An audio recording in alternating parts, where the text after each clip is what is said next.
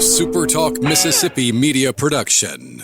Running a business is tough. If you're struggling with HR, benefits, and payroll, you're not alone. Many businesses just don't have the resources to keep up. That's where MWG Employer Services comes in. We provide a full range of employer services with everything from payroll to benefits to HR services and compliance, and can create a custom plan that fits your needs and budget. We're a Mississippi-based company that can help you focus on what you do best, growing your business. Call MWG Employer Services today at 601-206-7966 or go to MWGEmployerServices.com.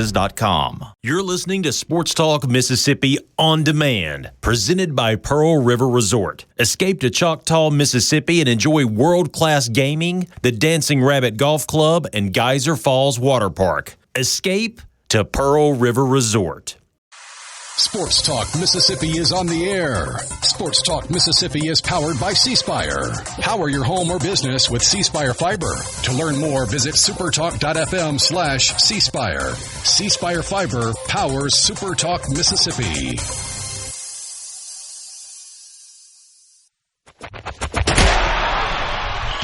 To the junction, in the grove, and to the top. This is Sports Talk Mississippi. On your radio and in the game. Right here on Super Talk Mississippi.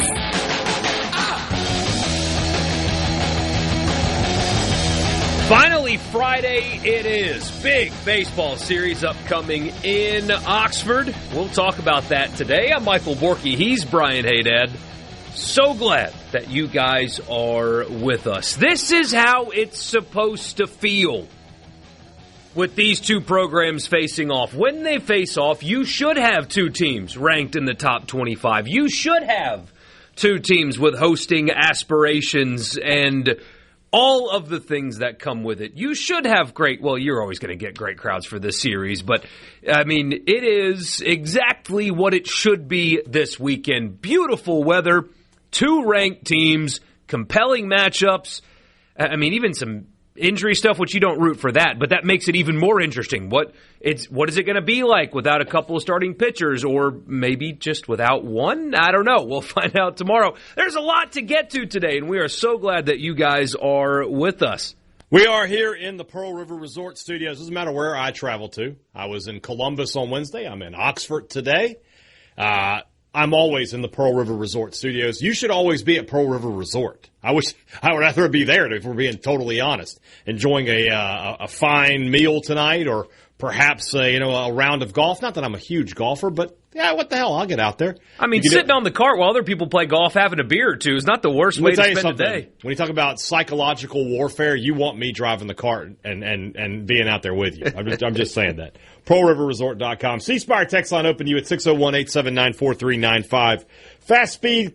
Every sports fan can tell you fast speed wins games. It's why C-Spire brings you fiber home internet, nationwide 5G wireless, and IT solutions that move as fast as your business. Learn more at cspire.com. C-Spire, inspired by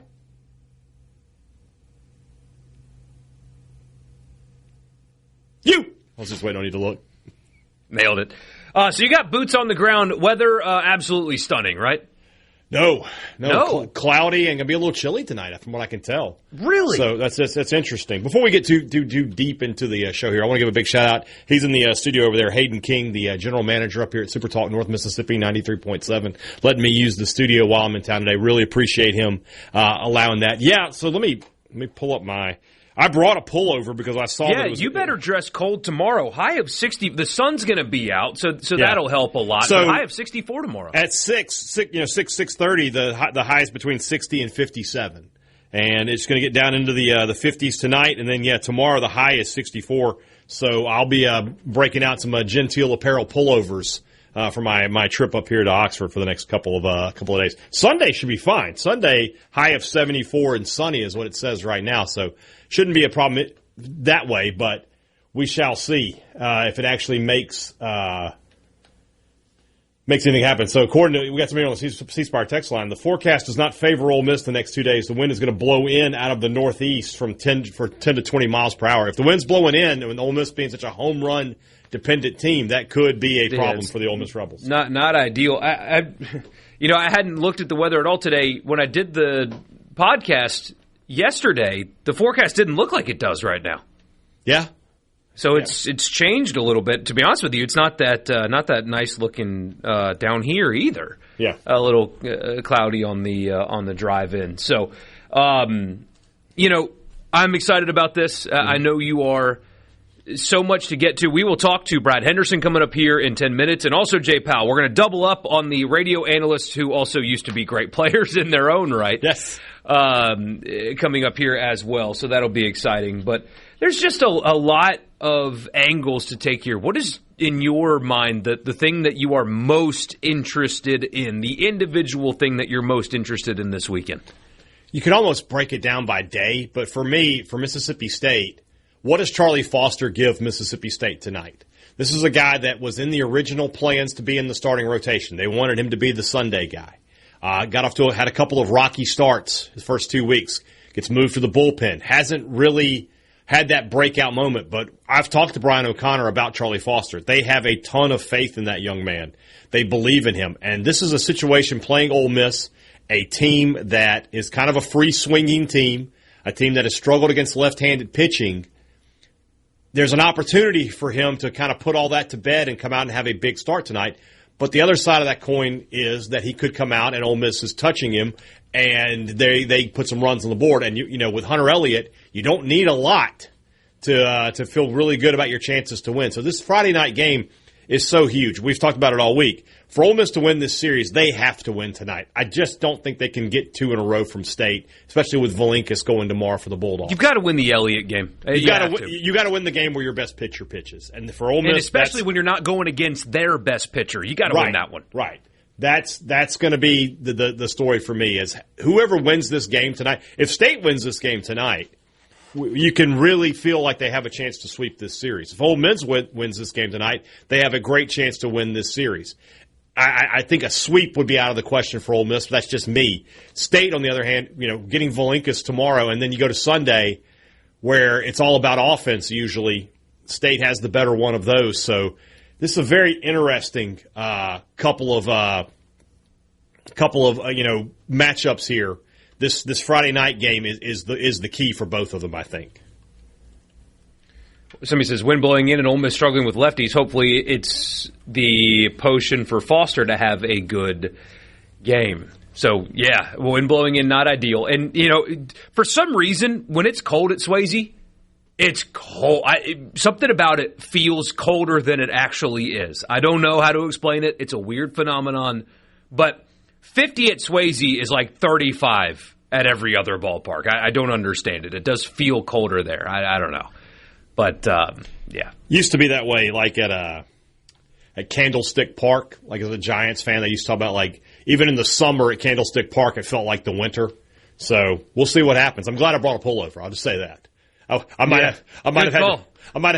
might have looked up and they were like, is Hey Dad wearing an Ole Miss jacket? Because I would have had to buy something if I had. Beanie. Yeah, just like, I was cold, guys. I didn't have any choice. Oh, man. We have gotten a bunch of texts about this. Somebody moves the needle in all of sports when on the Friday of the Ole Miss State baseball series, we've gotten more texts about Tiger Woods. If you have not seen the news, Tiger Woods was involved in a rollover car accident in Jupiter. And you might be thinking, wait, Tiger Woods rollover car accident? Yeah, it happened again. Remember, he almost lost his leg, probably could have, if not should have, lost his leg a few years ago, which basically ended his competitive career in a rollover car accident. Happened again today in Jupiter. Oh. Luckily, the fire department on the scene told local media there no injuries. They ended up taking... Not even to him? No injuries, they said. Wow, okay. There was 2 cars involved in the accident. I think they said one of the individuals was checked out by doctors and the other one refused medical care, but no injuries on the scene. There's actually, hey, Dad, somebody sent the picture into the text line of what you would presume to be Tiger's vehicle on its side. But frankly, the picture, it doesn't look that bad. But still, I mean, another rollover car accident for Tiger Woods. We don't know any of the details of this one, But now, knowing that he's okay, get a driver. He should have had a driver when he got in the accident a few years ago. I'm looking. Where is? Give me the. It is a 601 area code with like Sends an image. I see it. There you go. Oh, yeah. I mean, but that's such a big vehicle that the way it looks, it doesn't look like there's a ton of damage. Yeah, it doesn't look that bad. That just means he was going faster than he should have been, though. Yeah, I mean, it's got to mean that, right? And after that accident, I mean, he should have had a driver that day. He's had some issues with. I mean, let's be frank. He's had some substance issues in the past. Yeah. Man, you're a billionaire. Just get a full-time driver. Just get a full-time driver. You don't need to drive cars yourself anymore. Doesn't make sense, yeah. If you have the need for speed, there's a local racetrack, I promise. I've never been to Jupiter, Florida. I'm sure there's one nearby where you can get that out of your system safely. Yeah. Hire a driver. Tiger's the kind of guy who could rent a day at Daytona. Yeah. And they would probably just let him on without having to rent it. If Tiger Woods made a phone call and was like, hey, I want to drive on the track today for like an hour. Can I do that? They'd be like, Mr. Woods, not only can you do it, but we will be more than happy to do whatever it takes to get you here. Yeah. So good news. Glad to see it, that he's okay. And again, not knowing the details, but knowing his history. Just get a driver. When's the Masters? April 9th is the Thursday round. Okay. Because we will be in Tupelo on April 8th. And when I saw that date, I thought, I better not have to be on the road for 3 hours on a Masters Day. And Kim Dill came through on the clutch day before. Always does. Brad Henderson. She's kind of a big deal. Oh, she is. Nailed it. Yeah. Brad Henderson will join us when we come back to preview this series from the Ole Miss perspective. He'll do that on the Farm Bureau guest line. We'll be back in just a minute.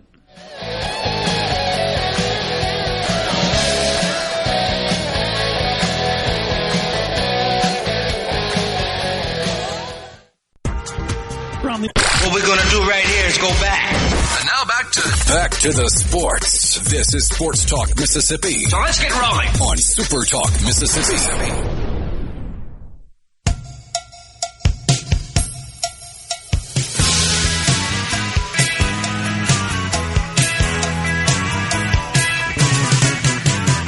We go to the Farm Bureau guest line, check out favorites.com and go with the home team. Brad Henderson joining us right now. Jay Powell will join us in the next hour as well, covering both bases, if you will, on the radio networks for Ole Miss and Mississippi State baseball. Brad, but first, when I teased that you were coming on, we got this on the text line. I'm curious what your answer is. The text is asking if we took Brad Henderson, college Brad Henderson, and put him in today's game, could college Brad Henderson hit 250 today? So you didn't grow up in this era, but we pick you from your era and place you in today's era. Could you hit 250? Absolutely. Confident. I like it. You mean if I was like 18 to 21 years old? Yeah, the 18 to 21. No, Brad, we mean right now. We bring you as you are. I still think you can get 250. No, I couldn't hit 250 in wiffle ball. Right. So big series upcoming this weekend, obviously with this rivalry. What do you remember from your time playing in this series? Yeah, I always loved it, and I think kind of what you miss nowadays with the NIL and the portal. You know, we had a bunch of Mississippi guys, and they had a bunch of Mississippi guys, and we all knew each other. And, you know, the funny part is, and the fans aren't going to like this, but, you know, if they came to Oxford and we had a 6 o'clock first pitch, well, we might go to lunch with some of them, you know, and because we all grew up together. We all grew up playing against each other or with each other, and then vice versa. We'd go to Starkville, and it wouldn't be anything for them to come pick us up and us go to breakfast or lunch and hang out before we played that evening. So, you know, I don't think you get that as much now because all these kids are are coming from all over the place. But that's one thing I miss. And then obviously the rivalry, right? Growing up in Tupelo, you know, half of my graduating class went to State, the other half went to Ole Miss, and you know, it's a true rivalry. But you know, it's all fun and games and banner, and that's the part I miss the most, and that's the part I enjoyed the most while we were playing. Well, we had an interview yesterday with a former state player, and one of the things that he said about his time there was that they felt like in their dugout it mattered more to them. What would your reaction be to that? Yeah, I mean, I agree. Obviously, again, going back being a Mississippi kid, it does matter more. But at the end of the day, it's 3 games in a 30-game conference season, and you know they truly do all mean the same. And I know that's probably kind of a weak answer, probably, but they're all the same. They all matter. You know, whether you win 3 this weekend or lose 3 this weekend, you got to make them up, or you got to keep adding on. No matter how it turns out, and they all count the same. And I think we tried to keep that approach when I was in college, but it's a little bit different once you step on the field and you're at Dudy Noble and there's thousands there, or whether you're at Swayze and there's thousands there. The adrenaline probably kicks in a little bit more in this series. I know you've looked at this state lineup, and I'm sure your eyes got big when you look at all of their averages the same way everybody else's does. What does Hunter have to do tonight to keep that offense in check? Well, number one, he's got to pound the strike zone. You know, when Hunter hasn't been what we've typically gotten used to, you know, he's been a little erratic with the fastball. He's hit several more guys this year than we're accustomed to seeing, and you just can't give them free passes. Because 1 through 9, they just put so much pressure on you that you can't afford to walk a couple and then hope to get a strikeout and a double play. It's not going to happen against Mississippi State. All 9 guys who will be in there tonight can really swing it. So you got to minimize that. You got to make them earn it, right? You got to make them bang out 2 or 3 hits to score a run. You know, you can't go walk, hit batter, and then double. You're going to be in trouble. And so he's got to minimize the free passes, number one. And he's got to trust it, right?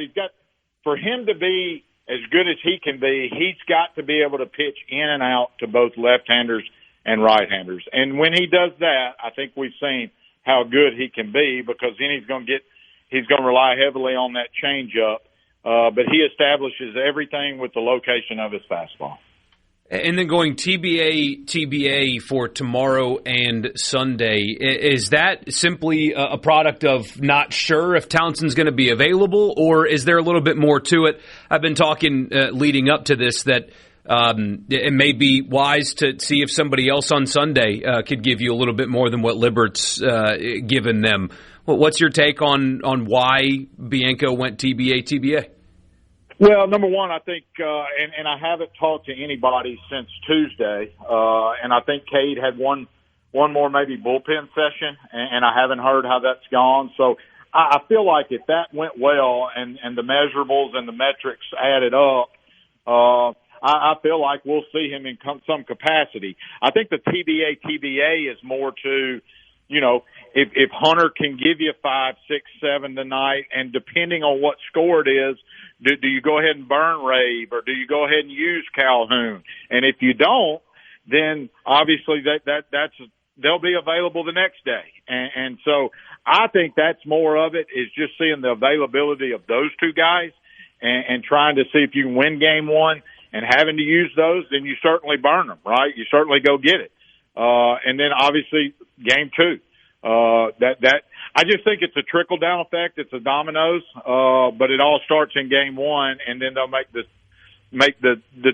decisions after all that goes down. And then, so what happens to Libert? I mean, I'm not a baseball guy in the same way you are. For some reason, I feel like he could be really effective coming out of the pen, though, where you're only looking for 6 outs from him instead of 6 innings. Well, and that's kind of been the trend his last few outings, right? He's been pretty good, but that second time through the lineup, third time through the lineup, he's just kind of faded or gotten hit around a little bit. So that in itself would just tell you that, coming out of the pen saying max effort, give me 30 pitches, 40 pitches, give me all you got, where you don't have to pace yourself as a starter. You feel like that would be a good matchup for him. I think what's gotten him in trouble too is he's been a little erratic, just with some walks and really not being sharp lately in the location part. And you know as well as I do, if you throw 90 or you throw 99, if you can't locate it, these kids these days in today's game, they're going to get you.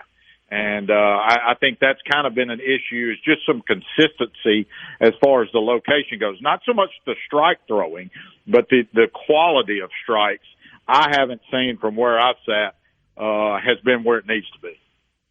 Bottom of the lineup for Ole Miss all season long really just has not produced the way that they were hoping that they would. How do they get, the whole group of them, how do they get them going? Well, I think they're starting to get going. I thought Foley had a pretty good finish to the Kentucky series. Randy had some big hits in the 9-hole as well, and a big double there in that last game to win that series. I think you're starting to see them get going. But yeah, you're right. I mean, who thought at this point Foley would be hitting 190 with only a couple of homers? I don't think anybody saw that coming. And then Decker.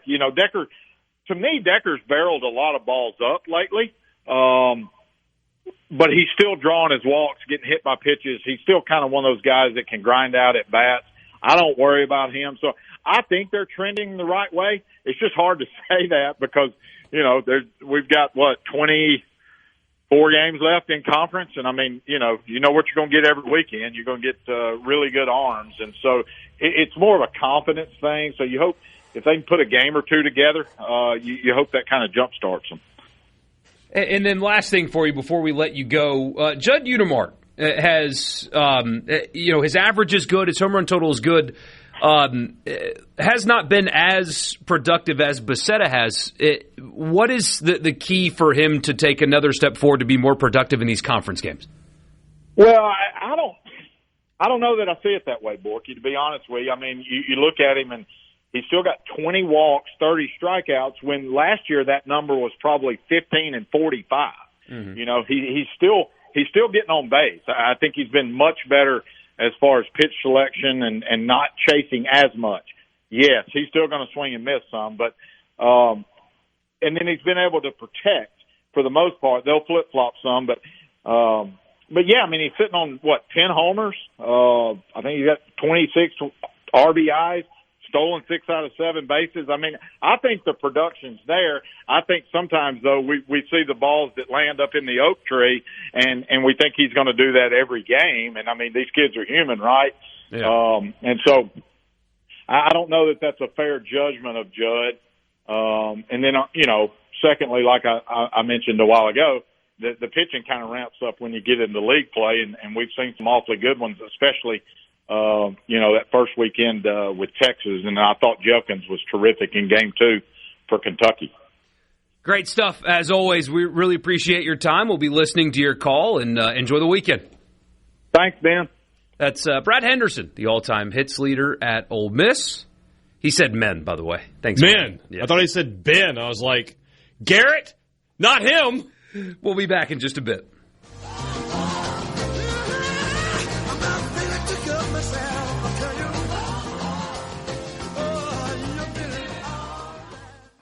From the Seabrook.com.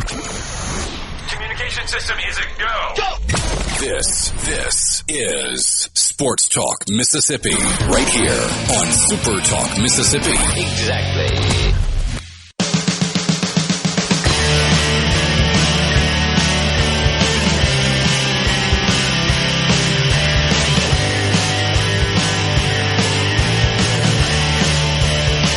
Welcome back, Sports Talk Mississippi. So glad that you guys are with us on this Friday. Looking ahead to Ole Miss and Mississippi State. We talked about this yesterday, but we do have the pitching matchups, which is really only just one complete anyway. Hunter Elliott is 3-0 on the season, coming off of his best start by far against Charlie Foster, and then TBA against Tomas Valinkis. You got it. And his brother is Vitas Valencius. Yes. And then TBA going to get back-to-back starts, which I don't know if it's good for the elbow, against Duke Stone, who's 4-0 on the season. A lot of people on the C-Spire text line seem convinced that it will be Townsend on Sunday and not Saturday. That makes sense. I get that. But my question is, what are you going to do Saturday? And maybe it's like how Brad laid out, and we talked about this yesterday some, is if you've got let's call it a 4-2 lead in the 7th, well, then you just go ahead, right, and go to your best bullpen. Instead of trying to win Friday and Saturday and stretch it out, and maybe, I don't know, maybe you just, in that spot, in that moment, go to Hudson Calhoun. Just go there and just win game 1 first, and you'll deal with game 2 You have to coach like that. You have to win the game you're playing. All right, especially this is not a regional, right? Right. If you want to talk about a regional and you want to try to set your strategy, like because you've got to win 2 games or whatever it is, a super regional, that's one thing. But this is a regular season series. Win the game that you're playing, and then come back tomorrow and try to win the next one as best you can. Mm-hmm. And then you have a good option in Rabe too. If Ole Miss has to pitch Calhoun and Rabe tonight to win this game, win it. Yeah. And worry about tomorrow. Especially if you're able to get Townsend. I don't think you're going to be able to extend him, right? But if you can have him starting for you in game 3, you feel pretty good about that. So really interesting decisions, the game within the game tonight, depending on how it goes, of course. Now, if Ole Miss is losing in the 6th, you don't go to Calhoun. You go to somebody else. Maybe Walker Hooks, who's been good lately, or maybe Libbert as somebody that you would try to keep the damage low and see if your offense can bring you back. But we'll see. Obviously, tonight, it all depends on how the game goes and how the Elliott start goes, and that'll dictate the rest of the weekend for Ole Miss. So really interesting dynamic unfolding there. Yeah, they say I have a reverb going, so I'm trying to fix that. Hopefully that worked. Just bringing the mic up, so I don't know. Must not be in the headphones. It must be out of regular speakers. I'm not in the hearing headphones, it you sounded fine. Yeah, I'm not hearing it. So, but I'll take your word for it. Y'all let us know on the C-Spire text line, and we'll get it figured out. To the point where I don't exactly remember what you just said. Say it again. Are we just talking about winning the series versus winning this game? Well, and just the pitching situation that Ole Miss finds themselves in, wanting to move Libbert off of weekends and then also trying to bring a guy back from a slight injury. You've got a lot of options, and tonight will dictate what you do in the next couple of games. It's very interesting. Not ideal, but when you're bringing a guy off of rehab, and when you had to take him out of the Texas game, you thought, to be in this situation is actually much better than what you thought it was going to be 2 weeks ago? When he got injured, I don't think anybody was thinking anything positive. I think everybody was thinking this is going to be the worst possible I figured it out. What, you push something? No, so the stream, this is what needs somebody else in here.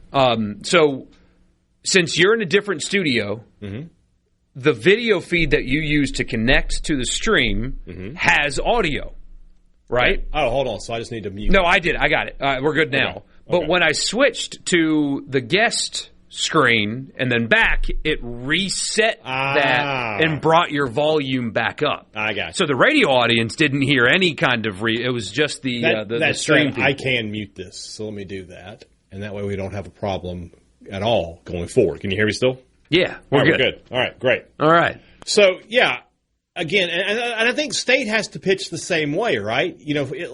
Let's say that Foster can give you a couple turns through the order, right? And you get into the 4th inning, you're going to have to – Duke's kind of what you did last week. It's kind of what you did last week. McPherson comes out in the 4th, and you're like, oh, no, what are they going to do? And State just kind of threw pitchers at Vanderbilt. I think they threw 3 or 4 more guys.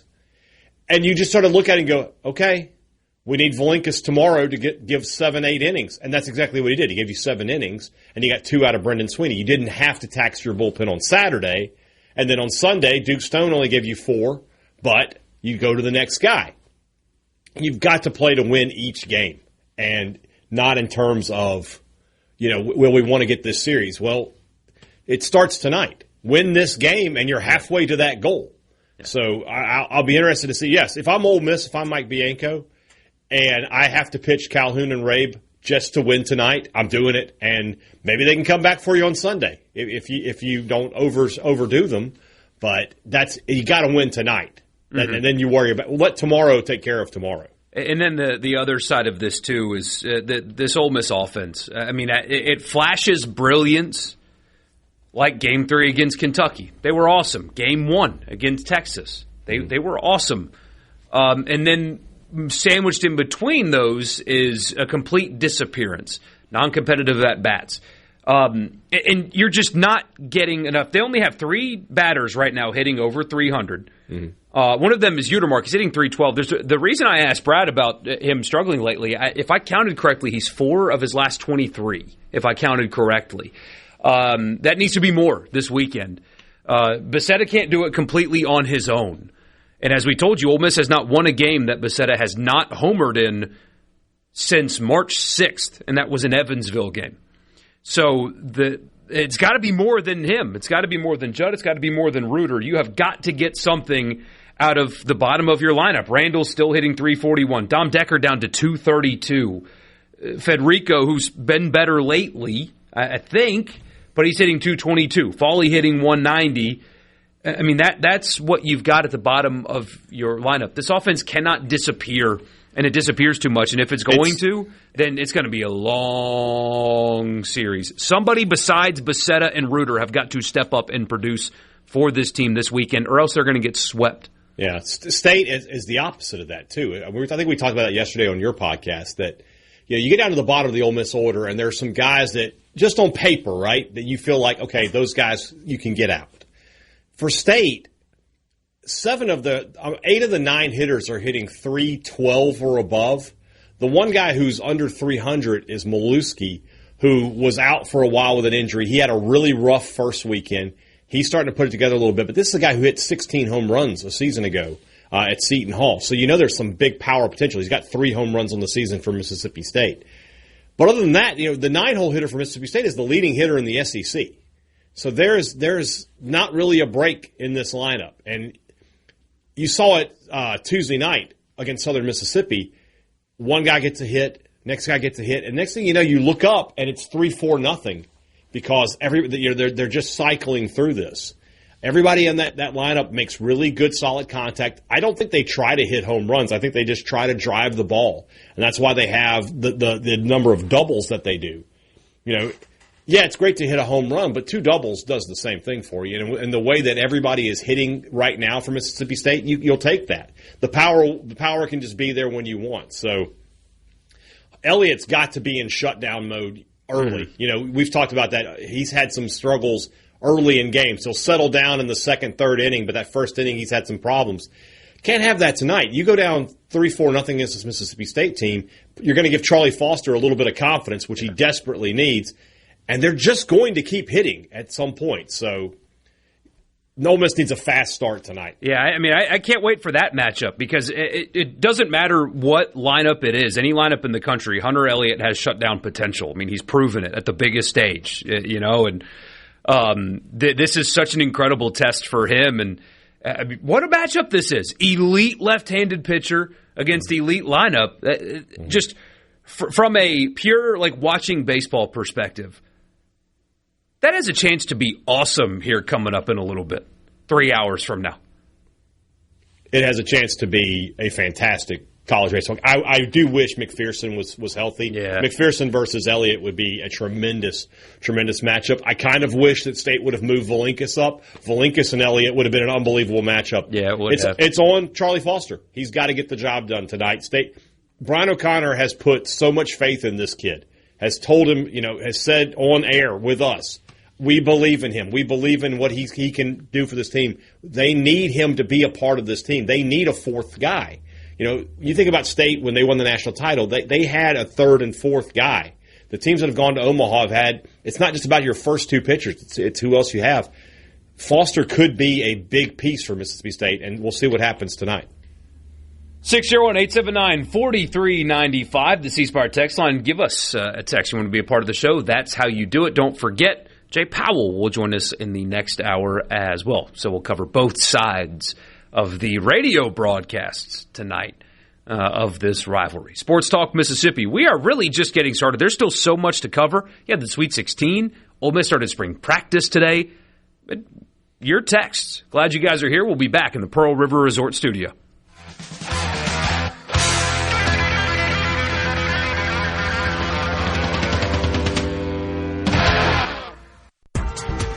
And Mississippi. Sports Talk Mississippi. Do you ever get so excited that you just can't wait? Yes! Sports Talk Mississippi, covering your Mississippi teams. I've been waiting my whole life for this. Don't touch that dial! Here on Super Talk Mississippi.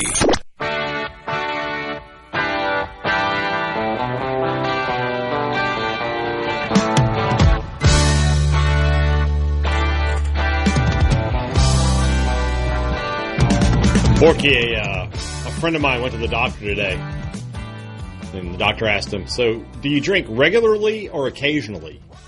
He said, occasionally, but those occasions happen pretty regularly. You're so lame. That actually happened, apparently. A friend of mine put it in a group text, yeah. You know, people lie to their doctors. Why? You should never lie to your doctor. Don't lie to your doctor. Yeah. It's the one person that can't tell anybody about what you're telling them. Yeah. A lawyer could, you know. Yeah. Yeah. All of your texts here on the C Spire text line are private between me, Borky, and all of our listeners. Nobody else knows, though, if we read one of your texts. Nobody else knows what you said. Exactly. You have complete privacy. Chase says, Ole Miss has to win Friday night. Foster has struggled with the zone, and if they allow State to get out of Friday with a win and limited pitchers used, you're now in must-win versus Valinkis. I want to say Valanciunas because of Jonas Valanciunas, who played for the Pelicans. Yes. Every time I see that name. It's Valinkis. Valinkis. Every time I see it, though, I want to say it's only Valinkis if you're talking about the pitcher, though. Then it's Valencius. He says Ole Miss can't lose Elliott start this week of all weeks, especially playing someone whose 9-hole hits 450. The backup catcher's 380, the reserve outfielder's 420, and the reserve infielder is like 410. Yeah. We did get lineups, by the way. We'll do that to start the next hour, or at least I got Ole Miss's lineup. Did State put theirs out? I follow them up, but I didn't see it. Let me tell you, I haven't looked. Oh, by the way, State Ole Miss tennis. Thanks for the reminder here on the text line. Facing off today as well. And Ole Miss's head coach is an assistant that they hired from Mississippi State. That's right. I knew that, yeah. State has not put its lineup out as of this moment. Somebody says elite. How high is he projected in the draft? Talking about Hunter Elliott. You can be an elite college player and not be a first-round pick. Yeah. That's totally possible. Happens in every sport. Yeah. So, someone says, even mine are private? Yes, your texts are private. Yep. No one knows what you texted, but me, Borky, and everybody listening. Very small, not too small, pretty big. It's not small at all. Pretty big, actually. But, other than that. Tens and tens of thousands of people. No big deal. Nobody knows. Somebody who aptly was labeled clown on the text line says, Charlie Foster, well, it looks like Mississippi State has conceded game one. The Valencius/Valinkis parents apparently pronounce their name different way, too. So the parents do it differently, too. This is the only what are we doing here? This is America, Jack. Everybody in the family has to pronounce their name the same way. So he says, I always get nervous in this series. On paper, State should win the series, but if Ole Miss wins tonight, could be a struggle. And, I mean, these are guys, a lot of these guys have played in big environments and atmospheres and stuff, but you are on the road, and even though it will be a little chilly, and that might deter some people, maybe, but you're going to have great crowds, and there's a reason that home teams win at a higher percentage than when they go on the road. Yeah, no doubt. It's just science. I talked about this, though. It's just looking at the numbers. If State was playing anybody else and the numbers were the same, or if Ole Miss were playing anybody else and the numbers were the same, I feel like we would be saying, man, State has a great chance to sweep. Mm-hmm. And we would be saying, man, Ole Miss is going to struggle to win this. But because there's this rivalry, there's this emotional component, we don't. We do. No, we don't. A lot of people saying that we can release their information. Well, the NSA is already doing that anyway. So. Well, here's the thing. Do you have TikTok on your phone? Guess who has that? By you texting this show, you have already agreed that we can release your information. So. Yeah, we're actually just collecting all of your phone numbers and selling them to a foreign data farm. James from Petal wants me to read this text. Let's see if I can do it. Pneumonolatram microscopic volcanoconosis. Nailed it. Good job. My wife did say it's not pronounced syrup, but I don't believe her. I don't buy into which the hype she's selling. So apparently Army and Navy had a walk-off bunt. I need to see the video of that. I need to see that, yeah. Tomas said on a TV broadcast his parents pronounce it Valentius, and that's really the proper way. You don't get to just pronounce your name however you want. We can't just be Brian Haddad and Michael Bourquet. We have to go with what our parents say. So that's ridiculous. I think we could. Who's to say? Everybody. But everybody's to say. It's your name. Nah, it's not though. It's been in the family for generations. You got to kind of go with what you go with. So I disagree with you. I think that if you want to pronounce your last name a certain way, it's your name after all. I disagree with you. You got to go with whatever your dad said is the answer. I don't want my kids coming to me like, Dad, I want to change our name. I want to be. That's true. I don't want that. But what you can't do, though, like with the Valenciuses... You can't have three. But you can't be like, actually, no, you're wrong, and I'm going to call you this. Right. No, I'll call them whatever they want, but I don't agree with it. There you go. More Sports Talk Mississippi after the news. We'll give you the lineups. We'll talk to Jay Powell. We'll also talk a little hoops. That happened last night. The SEC is losing its grip on college sports. Oh well. Shout out Greg Sankey. We'll be back after the news.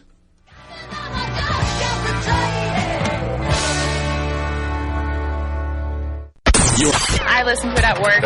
Sports Talk Mississippi. Sports Talk Mississippi on SuperTalk Mississippi. Did you get that memo? Yes, sir.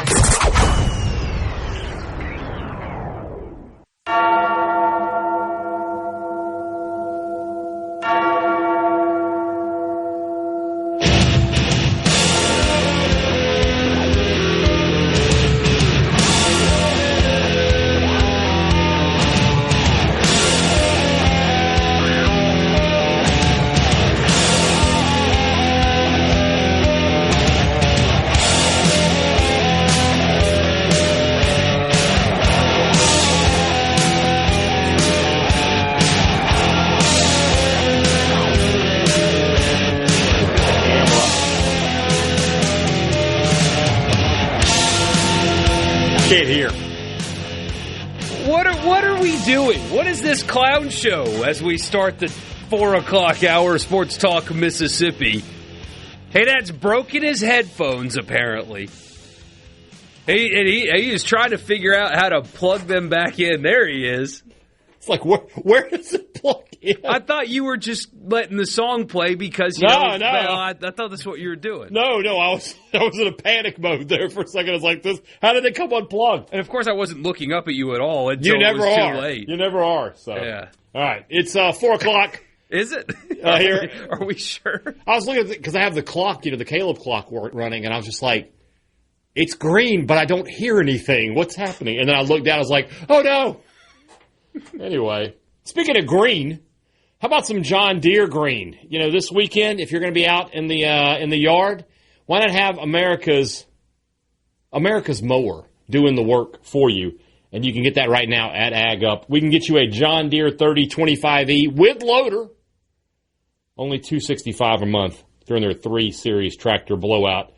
Plenty of 3 Series models are available at Ag Up. Many of them are priced at or below invoice. But there are a limited number of those tractors, and they are going to go. You need to get to Ag Up now. 15 locations throughout Mississippi. Find the one nearest you, or just go to agup.com for all the details.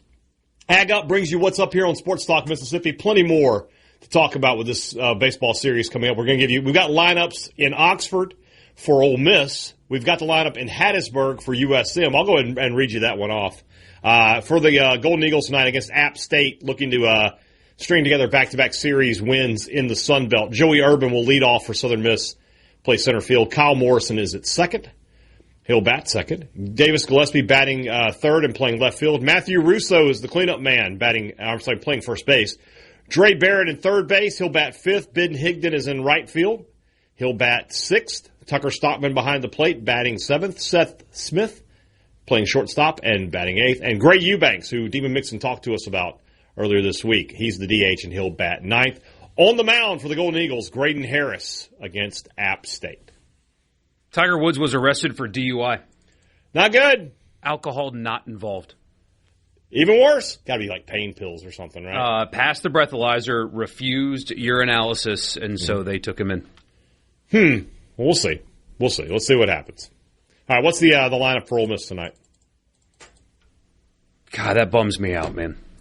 It's a years long problem. It's a sad deal, man. Yeah, it's a sad deal. Get a driver. Moving forward. Come on, man. Crazy story in the golf world. Not going to play in the Masters now. No. Wow. For Ole Miss, little shake-up, a little bit. Federico leading off. Utermark batting 2nd tonight. Becerra 3rd. Reuter 4th. Furness 5th. Furness's average, again, dipped below 300, but he's still a very effective hitter for Ole Miss. Sermon's going to be in left instead of... right. Well, yeah. I don't know what else to tell you. Yes, he's going to be left instead of right, instead of Pasella. He's like Richard. And that's a matchup situation, but part of me wonders, since you're not getting production there regardless, just Pasella is a guy that was awesome at his previous stop. Just kind of play him until he figures it out, because it's not like your other options are any better, but they're playing matchups tonight. That was such a good joke, and you totally no-sold me. It hurts. It hurts when you do that. Just want to let you know. Decker, Foley, and Randall, with, of course, Elliott on the mound.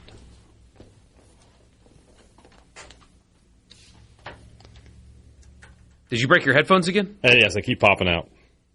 What are you doing to make that happen? Every time I move my feet, I catch the cord, and it's bringing it with it. You got to roll the cord up. I guess so. You got to. Apparently, that's what I have to do. Price says nothing runs like a deer. That's buddy, you're not kidding. America's tractor, by the way. I'm still mad that you no-sold my joke, though. I know. I was... That's a great joke. I just dropped it in there. It should have gotten a fantastic reaction. Nothing. Tiger's worth like $1 billion. Jail time is needed. I mean, this is not his first offense, so I don't know what's going to happen there. Chances are nothing, but, you know. Yeah, I mean, when you've got enough money. Yeah, exactly. Butch says that's bull. You pass the breathalyzer, hold your ground. Well, I mean, I guess that they'll figure all that out. But the point is, he's had these issues for a long time, and he's worth $1 billion.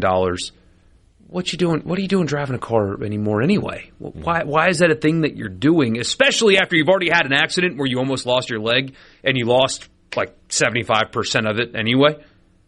Driving under the influence of something, too fast, going around a curb, flipped your car, almost died. You think that would be a get a driver moment? You would think right at there. This point, but it's not. It's not for whatever reason. So. You got kids, man. Yeah, I agree. It's a sad deal. I mean, what other athlete has had such a? Because he was at the peak when he got in his first accident when his wife caught him, right, and she put the 9-iron through his back window. Mm-hmm. And since then, I know he's won the Masters since then, but he was at the peak of what could have been the most dominating career any athlete ever of all time. Like, that's the path that he was on, and it just totally fell apart, never to get back to that point again because of his own doing. Is there another athlete that's comparable that I'm not thinking of?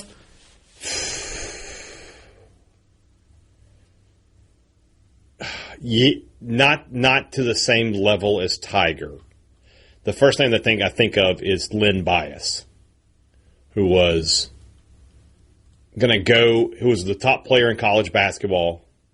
And I forget how they had such a high pick, but the Celtics took him at the peak of like the Bird McHale. It would literally be like the Thunder getting Darius Acuff. Like, that's the kind of thing that happened. And he OD'd right after the draft and died. That's the only thing that's coming to mind of a guy who's like but he was on the precipice of greatness. This is a guy who was experiencing greatness. Yeah. And that's when it all fell apart for him. In dominance in a sport that is set up, like the sport is not capable of being dominated. Right. And yet he did. Correct.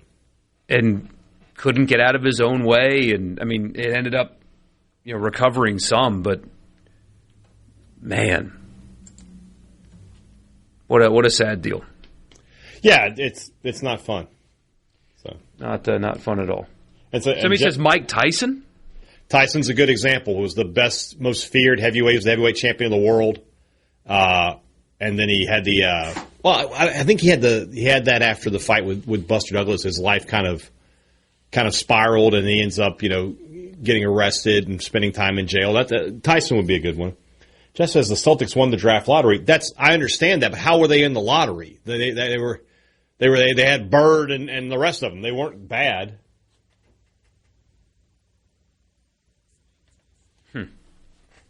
I mean, there was the possibility of Jordan being that guy was there. I know, he just went to baseball. He didn't have this, right? But he did leave basketball at the peak, and if he never came back or, he gets hurt on the baseball field or whatever, that could have been a similar guy was at the peak and made a choice. Again, very different choice than Tiger. Yeah. But he set himself up to be that guy. Yeah. They acquired the pick in a trade that sent Gerald Henderson to Seattle. It was the Seattle pick. And there you go. Somebody brings up Josh Hamilton. That's a good one. Mike Vick. Mike Vick's a really good one. Mike Vick is the closest comparison we've gotten so far, because he was at the top of his game when that happened, right? Pretty close to it, yeah. I mean, he was, He was so electric they built a roller coaster after him. Yeah. And, Vick is a good example. Mm-hmm. Bo Jackson's injuries. Yeah, of course, slightly different. But injury is a totally different thing. But still, I mean, the guy that was at the peak. This is stuff that you can control, by and large. Everything that cost Tiger Woods was within his own control. Everything. Interesting stuff. I don't know if interesting is the right word there, but that is the latest news out of Jupiter, Florida. Tiger Woods arrested for non-alcohol DUI after turning his car over earlier today. We'll catch up with Jay Powell, preview the series from the state perspective. We talked to Brad Henderson earlier. We'll turn it over and talk to Jay Powell when we come back on the Farm Bureau guest line.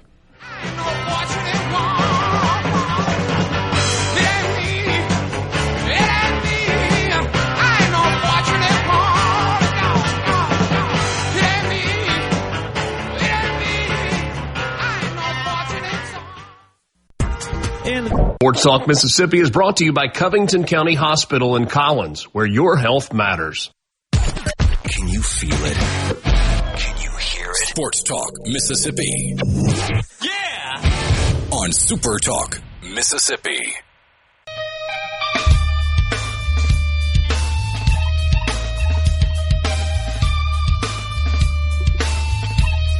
Sports Talk Mississippi back with you here on a Friday afternoon. We're going back to the Farm Bureau guest line. Check out favorites.com and go with the home team. I may not have been a college athlete. I may not have been a great college athlete. I may never have won a World Series, but I do have something in common with Jay Powell. We're both in Oxford as we speak right this second. He'll be on the call tonight for the Mississippi State Radio Network along with Neil Price. And Jay, we'll just start at the big decision, the big change from a week ago. Obviously, we knew Ryan McPherson was not going to be going to, this weekend for the Bulldogs. Are you surprised that the decision was Charlie Foster to go to Friday? No, not really. I mean, to me, that's the most logical step.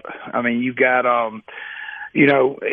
know coaches a lot of times, once they kind of get that rotation set, they don't like really messing around with it.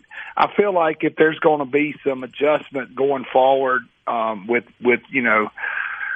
Tomas and Duke, it'll probably be done after the Georgia series because, they even bump up a day next week. So It doesn't really surprise me that they kind of left it the way it is, and I think if they're going to make that adjustment, it'll probably be after Georgia.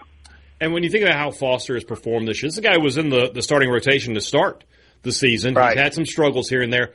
Define success for Charlie Foster tonight against Ole Miss. Well, I think, everybody, when you see Charlie, his stuff is just, it's incredible. I mean, he's got great stuff. He's left-handed. To me, if he gets you into the sixth inning and you're in a position, because they've got a guy going, obviously it's really good. I mean, he's one of the best guys in the conference. But if you get into that sixth inning and you're in a kind of a dogfight ball game, I think Charlie's done a great job. I mean, kind of think he sets up the rest of the weekend, bullpen-wise and everything else. And he is perfectly capable of doing that. That's the thing. I mean, he, has that kind of ability. The thing that's kind of hurt Charlie is obviously the command and the walks, and not only the walks, but, being in too many fastball counts has hurt him really all year. The thing I took away from Tuesday's game, by the way, good job on the call with Bart Gregory on doing TV. I thought the thing I took away was not that State run-ruled Southern Mississippi and was great at the plate. It was how good the guys they brought in to pitch were. Specifically, I thought Chris Billingsley was really good as the starter. Jack Bauer coming in so early in the game and retiring 4 in a row, I thought that was really big for him. Those guys that pitched on Tuesday, how big a piece can they be this weekend and going forward? Well, I mean, you've got to have depth. You have to have depth in that bullpen. And I agree 100% with you. I think those guys that pitched on Tuesday, all of them really look really good. I think that, the big wild card is obviously Jack Bauer. Jack was, obviously going to be a high draft pick, and, everybody talked about his stuff, and you see a guy comes out there and he throws it so easy and it's 99 and 100 miles per hour. It's obvious they've been doing a lot of work in the bullpen. He looked a whole lot better on Tuesday night. So, I think, from that standpoint that, as we go forward, Jack could end up being a really big piece of this deal. You look at State's lineup and what, 8 of the 9 guys are hitting above 300. The one guy who isn't is Malewski, who is a player that if you make a mistake, that ball could end up over the fence. From a pitcher's mentality, how tiring is it to pitch against a lineup like this where there really isn't a break in it? Well, I hear Brian O'Connor use the word suffocating, and that's exactly what it is. I mean, you usually get past the first 4 or 5 guys.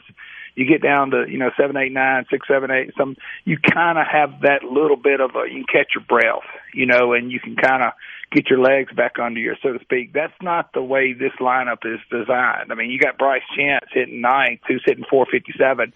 It's just there's not a lot of, there's not a break in that lineup. And to me, the thing that makes it so good is, if you've got a guy like a tough lefty tonight, Hunter Elliott, you've got guys, whether it's Drew Wires or Vitas or some of those guys that you can put in there and offset that left on left. So, you get that lefty and he's facing, a left-handed hitter, then, that kind of gives him a pretty big advantage. Well, now, because of this depth of this lineup, you're not facing that guy. You're going to face another righty who's pretty good.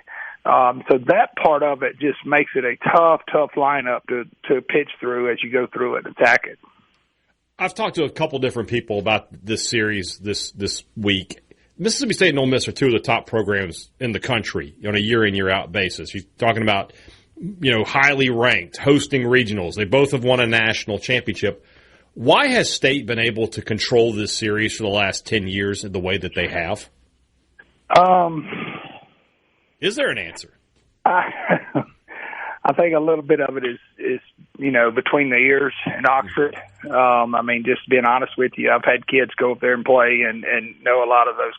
And it gets to be mental, and all of a sudden, the way they play against Tennessee, then, they come in and they play Mississippi State and they're pressing, they're trying to do too much, and, they end up losing the series. And look, there's been some really good Mississippi State teams come up here, and there's been some that hadn't been real good, and they still were able to win.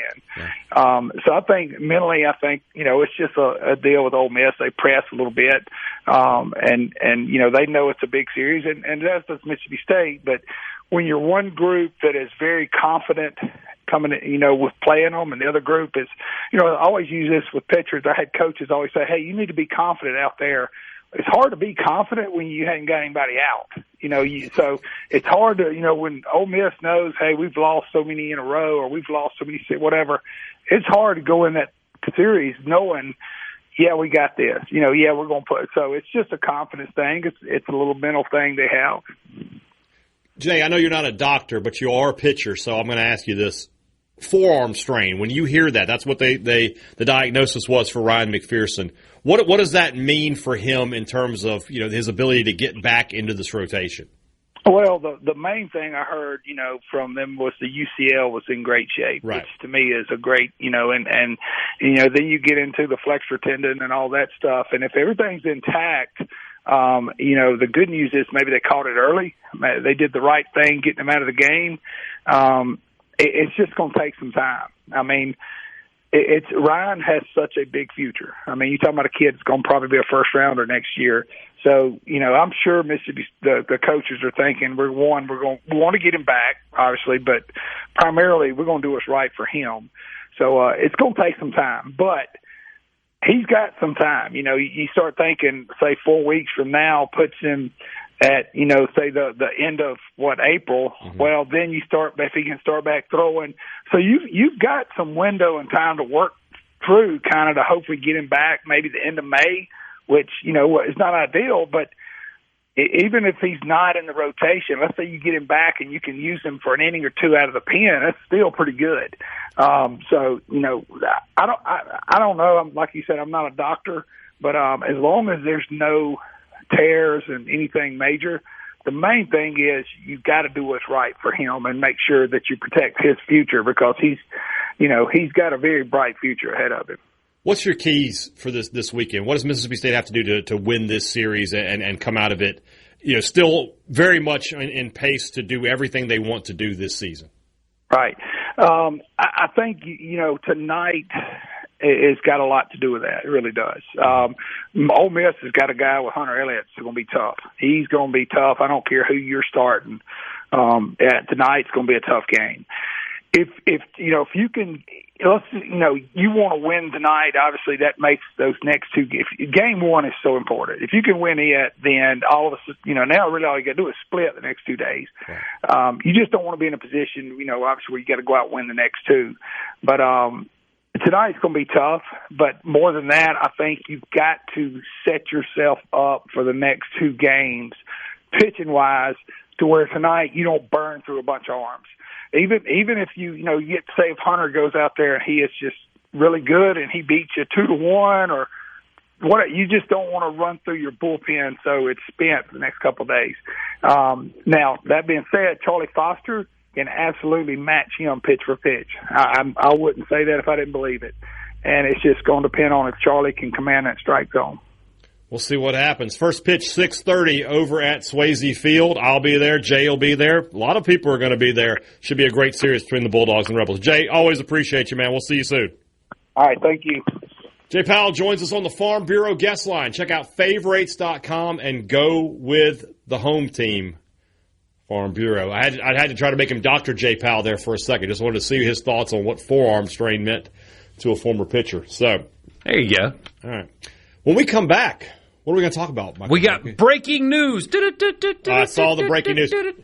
I was hoping that we'd never have to bring it up again, but here we are. But here it is, though, hey, Dad. This is the end. It's the end. This is the end. We can finally put a specific conversation to a red and blue bow. Forever. It is done, and we will tell you what we mean when we come back. Sports Talk Mississippi, don't go anywhere.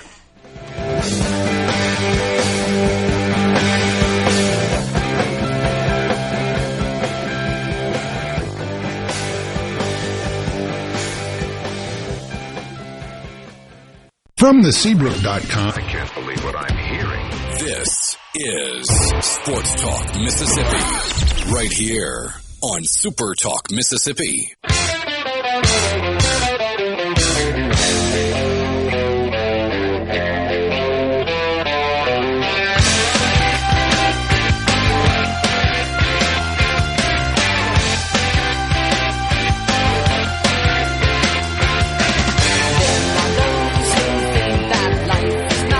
You know, what?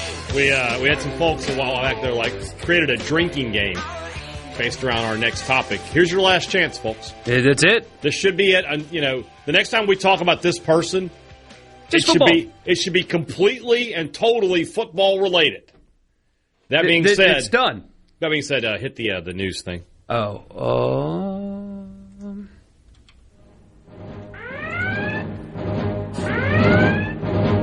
It's stuck. I've just been handed this news at the desk. Incredible news. Where is it? Where did it go? I will tell you what the news is. No, I wanted to do it. Okay, fine. Ladies and gentlemen, we've just received this news here at the desk. The NCAA's appeal of the Trinidad Chambliss ruling has been denied by the Mississippi Supreme Court. So, hey, Dad, it's even worse. Oh, no. The NCAA had to apply for the opportunity to appeal, and they had to present enough to prove that the appeal was even possible, and the Supreme Court was like, regional manager. No. So, here's the order. The petition of the NCAA for permission to appeal from an interlocutory order, the NCAA's notice of supplemental authority, and Trinidad Chambliss's answer in opposition. After due consideration, we find that the petition should be denied. It is therefore ordered that the petition is denied. So ordered.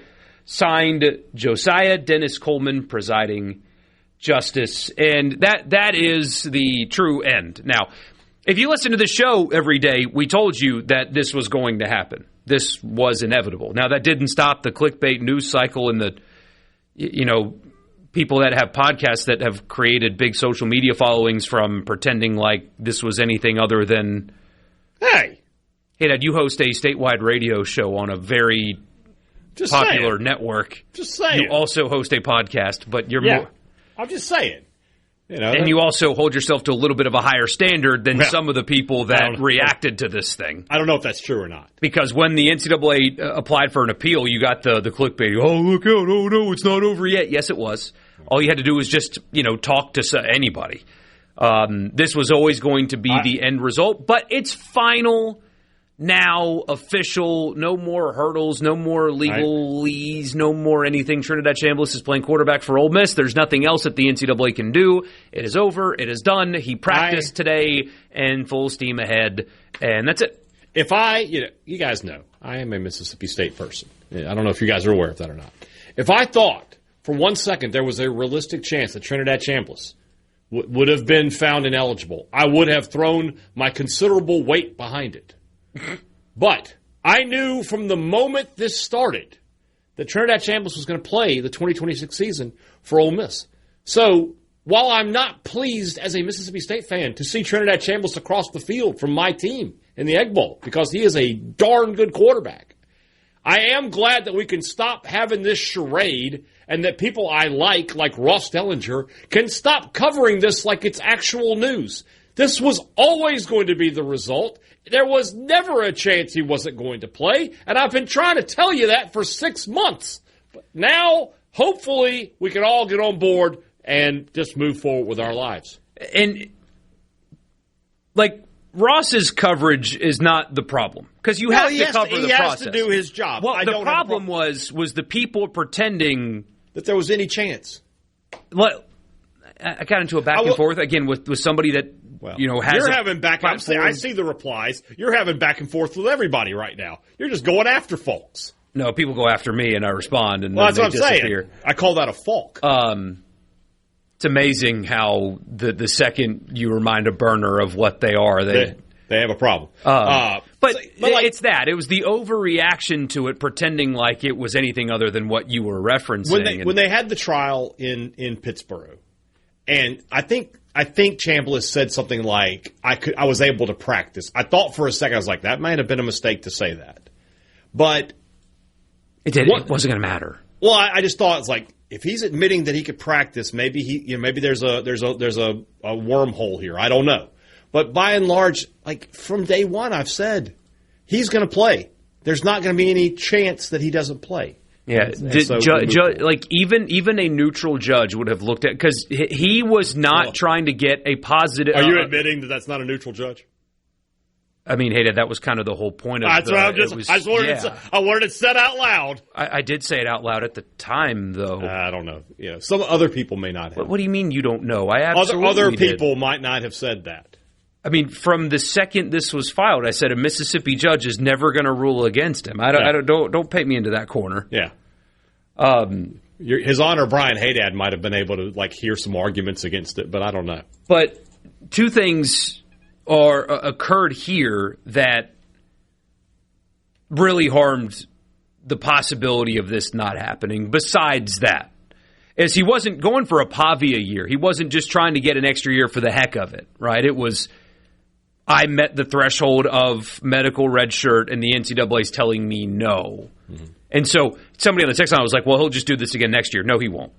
Not on the merits of the argument that they gave in court, which was, the NCAA told us we had enough for medical red shirt, and then they denied it. Mm-hmm. And therefore, Judge, you need to step in because they're not enforcing their own rules and their own standards. That was what they argued. That was their presentation. It wasn't a Bediako. It wasn't a Pavia. It wasn't, I just want an extra year for the heck of it. He wants an extra year because he's got a $5.5 million contract. And the NFL told him, if you can get an extra year, go back to school. Which was another dishonest part of this conversation is, he's a first-round pick. Why would he stay? He's not a first-round pick. He's not. He's a great player. Had a great year. He's not a first-round pick. How do I know? Because they talked to people at every level in the NFL, and all of the feedback was, you need to go back to school if you can. All of it. Yeah. So, of course, that was the motivation, but the arguments that they made were based on medical red shirt, not on, I want an extra year for the heck of it. They cannot do that again next year. They can't. There's nothing to stand on. And if they try to do it again next year, I will change my position on it. So if he goes for a year, if he tries to come back in 2027, I am out. You're flipping on it. I am out. Okay. I'm out. Okay, then. If he plays a full season and tries to get another year, I'm out. You're done with him at that point. I am out. All right. You go play. You got nothing else to stand on. What if he stubs his toe and doesn't play for an entire season? No, but it's just because of the stubbed toe. But it doesn't play. He was at home. He was at home and he was trying to get some syrup out of the refrigerator, and the refrigerator hit him in the foot. How do we feel then? I want to cover all my bases. Somebody says, I bet you that Snake Lane Kiffin is trying to call him right now. You can't transfer anymore. Yeah. He already tried that. They'd have to figure something out. He already tried that. I know he did, but I'm just saying, even if Lane came back and was like, look, I don't know what you're making, but I'll double it. There's just no way to get to him at this point. He's locked in. Somebody says, your position is that he wasn't healthy enough to play and should have been granted another year. That is the argument that they made, and he met the standards to receive one. The NCAA told him that. Ferris State told him that. They had it documented. Here's the thing. I'm always going to say this in response. Because bad graphic from On 3. They have the picture of Trinidad, and it says denied.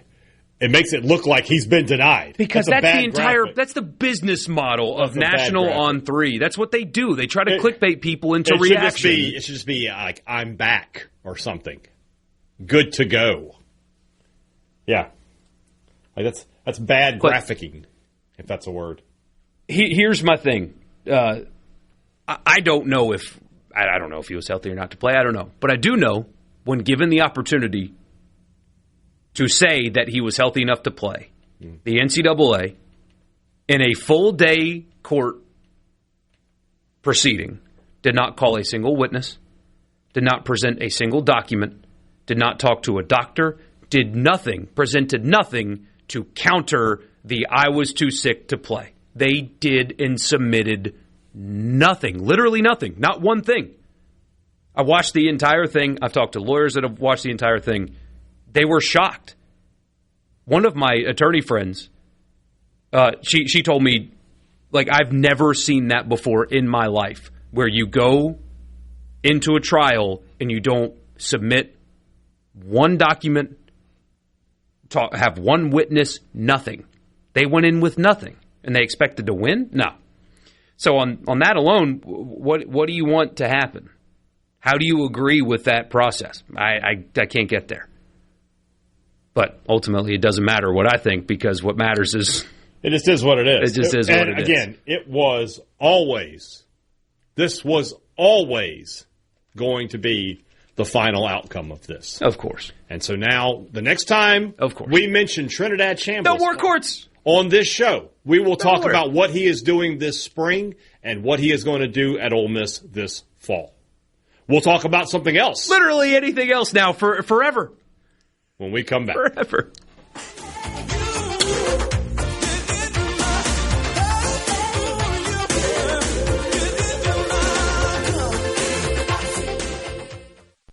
From the Venable Glass. Hey guys, what's happening? What the heck are you doing? Sports Talk Mississippi on your radio and in the game. Sports Talk Mississippi.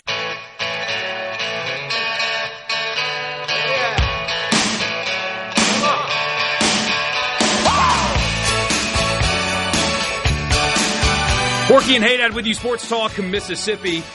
Keeping the promise, literally anything else, because we no longer have to have Legal Talk Mississippi. It's a great feeling. We can do anything else. Did you catch a dribble of the NCAA tournament last night? I watched a few minutes, yeah. Which game? Arkansas.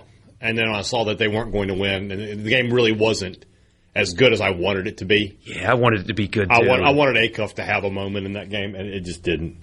So... 109-88. Arizona very well could be the best team in the country. I saw the end of the Purdue game as well. That was incredible. Very Purdue to win on an offensive rebound.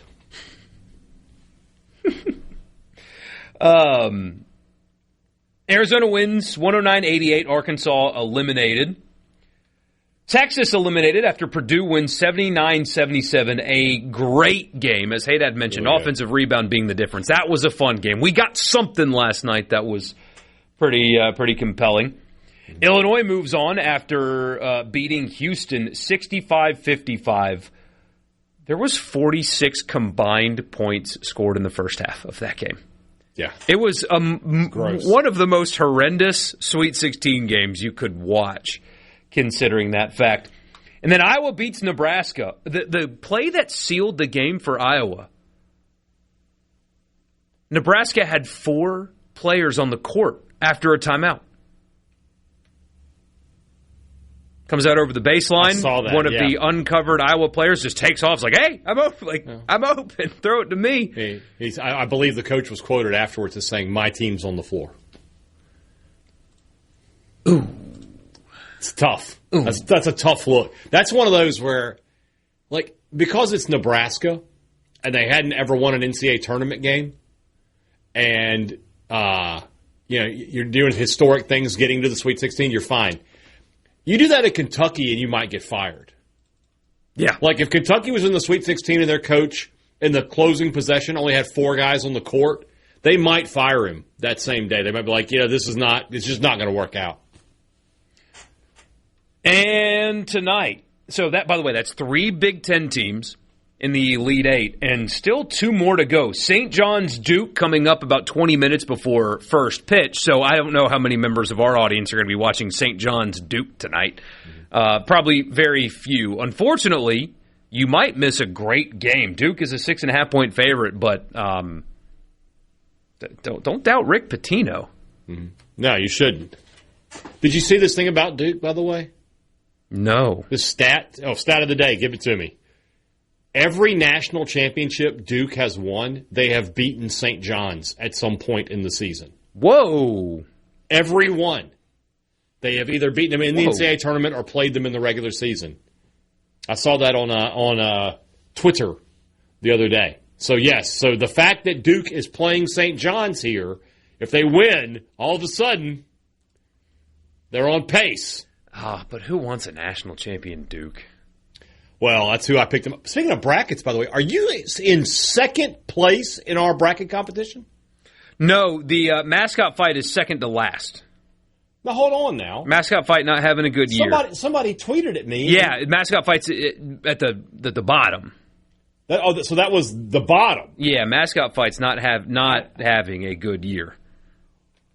It was much better last year. Okay, I saw this and I was like, but you're not in last though. My serious bracket. You are last. You are dead last. My bracket that I actually did. Yeah. Derek Carr hates puppies. Did not have the best night last night. I dropped to the 95th percentile. Okay. So 8.8%. But you still have the national champion available. So it could change things. It could. You should bump up into the 30s or something for sure. I got to add. You have an ad? No, I have to add my. What do you got to add? The Derek Carr hates puppies to the SportsTalk group. Oh yeah. Well, it's too late for that, isn't it? No, you can add, as long as your bracket's done. You can add it to. Okay. I got you. A group. But tonight, Alabama, Michigan. Michigan's a 9.5-point favorite. Michigan State, UConn. UConn's a 2.5-point favorite. And Tennessee, Iowa State. Iowa State, a 3.5-point favorite. Tennessee and Alabama, the SEC's only hope. In the Big Ten could get five teams in the Elite Eight. Big Ten, SEC, Big Ten kind of went back and forth all year who was the best conference. Big 12 was in there a little bit. But right now, the Big Ten is just having its way in the SEC. Now, baseball season will change that. Unless UCLA wins the national title, which is possible. Oh, no. Could you imagine? Oof. The UCLA fans, do they have Big Ten pride? That's the real question. I don't know the answer to that. Could you imagine? You get all three? All 750 UCLA baseball fans in Omaha? They would take over one side of a Chili's. Yeah, no doubt. I mean, like one row at the stadium, all that. You don't want any part of that row. Light blue. There you go. So that's basketball. Again, it happened in football, and now you're getting the Big Ten taking over the landscape in basketball as well. Not a good year for the SEC overall. Maybe Alabama and Tennessee will right that ship. We'll see. Perhaps. College football fix after the news. Stick with us.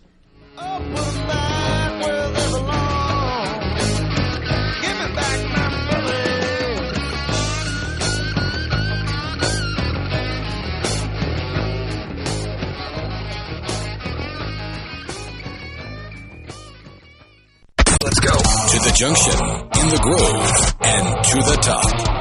Don't hurt yourself. Sports Talk Mississippi On SuperTalk Mississippi.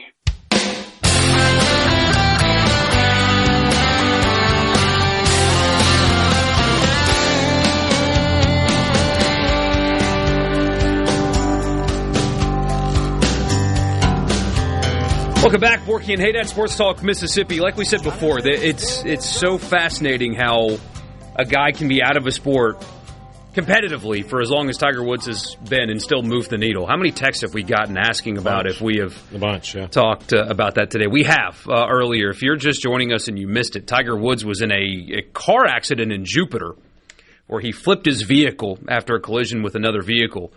And he's okay. But the next layer to it is he was arrested for DUI, a non-alcohol-related DUI. He passed a breathalyzer, but apparently there was something that he was doing that made them request for a urine test, and he said no. And apparently, considering the crash and something about his behavior, triggered an arrest. So he's been arrested for DUI, non-alcoholic. I assume that they're going to get that test now, and we'll figure out what exactly was in his system, if anything. He's got years and years of issues like this, unfortunately, and luckily he's okay. But, man, what a sad story, because a few years ago, you may remember, he flipped his car on the way to, I think it was a Pro-Am round. Yeah. And that's when he almost lost his leg, and that was also part of the story there as well. And so, he's got kids, obviously, and hopefully he figures some stuff out. Forget golf. Just, get his life together and also hire a driver. Yeah. Is something that he needs to do as well. But yes, we've seen it. Just a sad deal. But it is just after 5 o'clock. If I could actually talk correctly, maybe I'd be able to do this. Hey, Dad, it's the college football fix. The college football fix is driven by your Mississippi Ford dealers. They are built Ford tough, just like the best-selling truck in America is, the Ford F-150. You looking for a new truck right now? I bet you are. I bet I know where to go. Your Mississippi Ford dealers. Thank you for your attention to this matter. I'm just down the street from one of our Mississippi Ford dealers, our friends at Belt Ford. Just a stone's throw from where Richard Cross takes his trash. It's right there.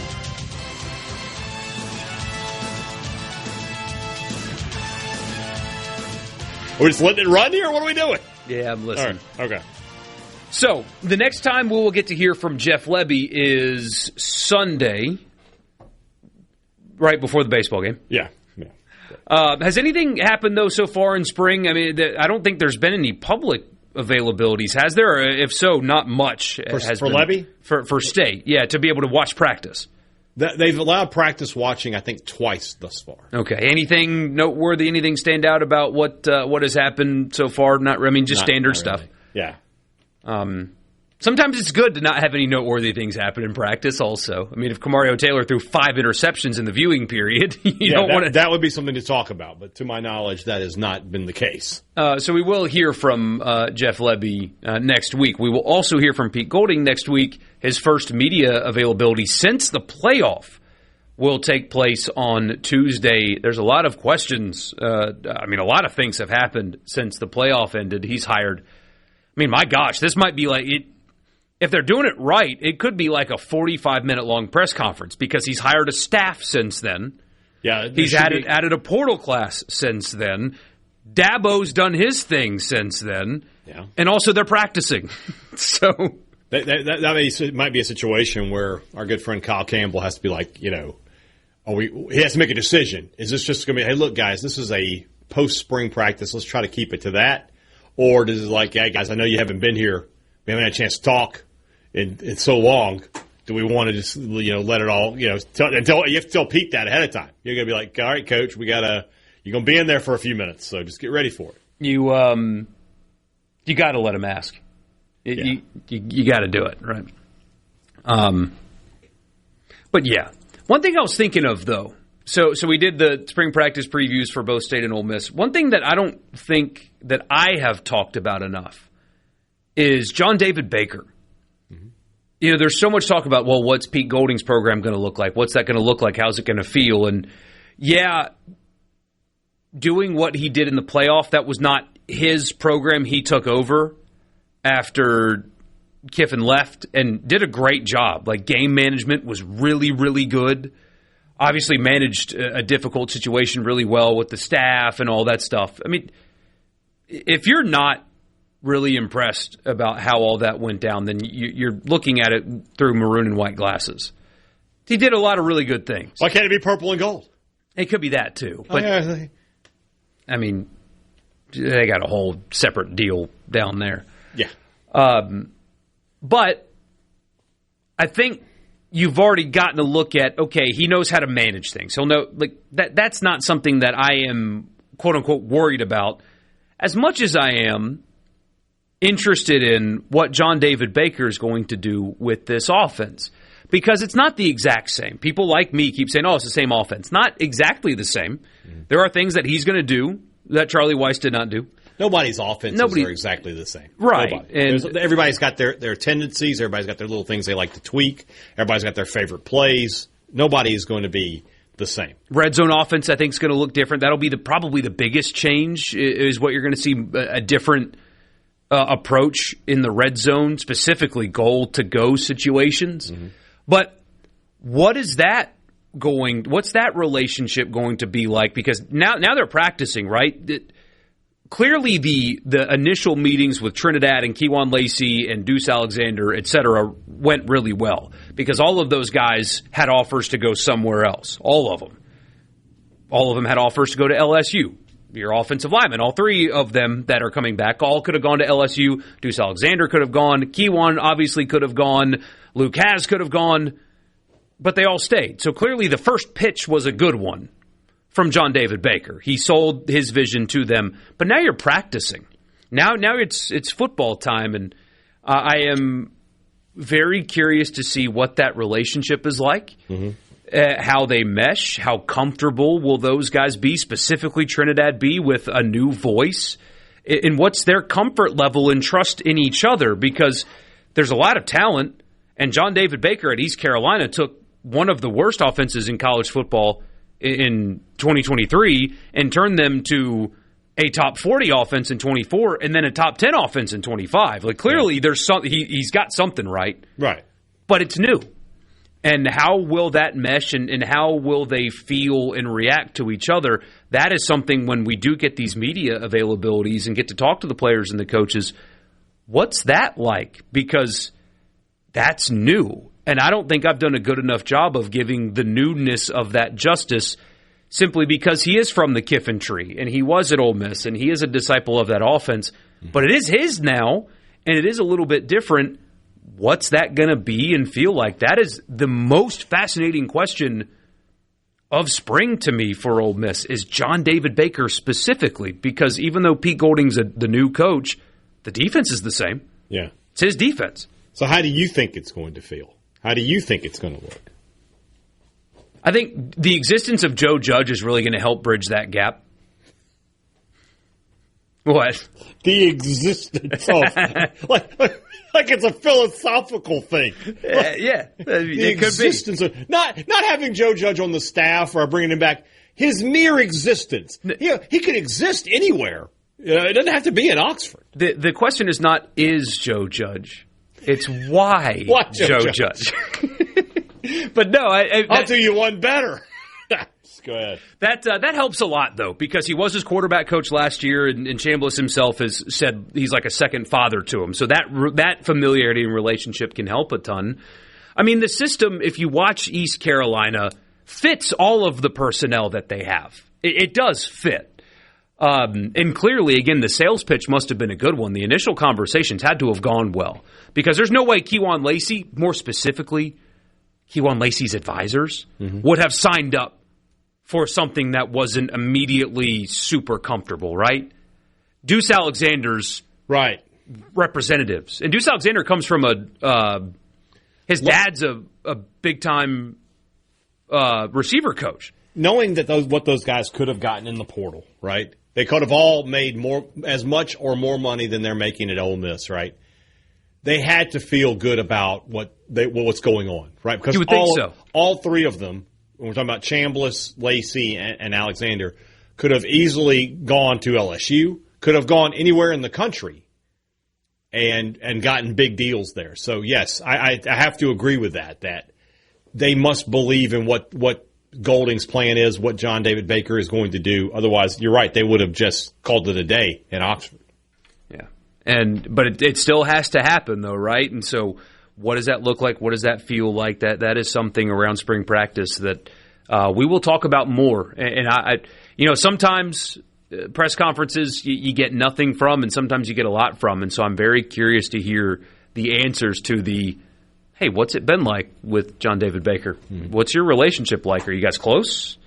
Well, what's up there? Because that half of Ole Miss football is new in 2026, and they got started on the practice field today. Spring practice is here for everybody now. And that's your college football fix, driven by Ford. Hopefully we get a lineup from Mississippi State when we come back. We shall see. Stick with us.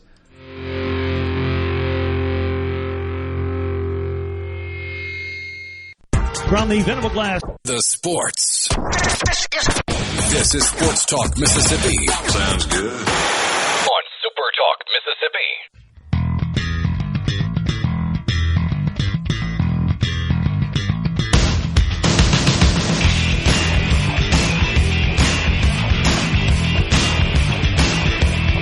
Do we have a lineup, Brian Haydad? And let me refresh the page. What is this? I don't want that. First pitch is in an hour. What are we waiting on, Brian O'Connor? Well, I mean, it's an hour and 9 minutes. Maybe we're going to wait for the 9 minutes. Maybe. No lineup out yet for Mississippi State. I'm sure it'll happen. I'm sure it will. Yeah. Brent from Caledonia wants to know, what do we know about linebacker James Hurd? He committed to State out of the portal. Yes, he and Darryl Gill were teammates at Syracuse. Yeah. Well, that's something we know about him then. That's about all we know. I think in his 3 years he has, 25 tackles? It's not a lot of production. He's just the guy they're bringing in to give him some depth. It's a depth guy. Yeah. For sure. Yeah. Which, you need those. You do need them. Somebody says, let's not make it out like Ole Miss got them at a discount, guys. I don't think we did that. But they could have gotten more to go to LSU in particular. Yeah. LSU would have overpaid for the perception win of getting Chambliss, TJ Daugherty, Lacey, and Alexander. They overpaid. So if Ole Miss, I don't know the answer to this question, but let's say Ole Miss paid a combined $15 million for those three kids. Maybe it's probably more. I say kids, 3 players. Chambliss is what, 5.5? Lacey's 2. Alexander, so you're saying it's like closer to 10? I would think so. All right, then LSU would have easily paid $15 million. They would have paid each of them, however much to get them. They would have done that. Did it with Daugherty. I mean, LSU paid Daugherty hundreds of thousands more than what Kiffin's evaluation of him was at Ole Miss. Mm-hmm. But got the perception win. Yeah, and that's all. And that being said, it would have been a little bit more than a perception win, because if LSU had Chambliss, Lacey, and Alexander, I would tell you right up that they were the favorites to win the SEC. Somebody says, I don't think everyone really understands. No, they could not have gotten more money anywhere else. Yes, they could have. Absolutely, they could have. Absolutely, they could have. If Kejuan Lacey said, I want to go to LSU, but you need to give me $100,000 more than I'm getting at Ole Miss, LSU would have done it. Would have done it within seconds.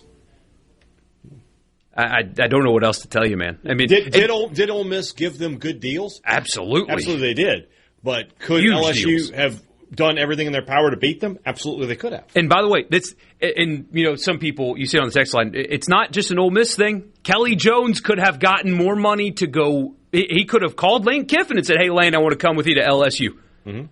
But State's giving me, I'm just going to use round number, $500K. Well, I need $750 to go to LSU. Guess what? He gets $750. I know that LSU, through back channels, reached out to Anthony Evans.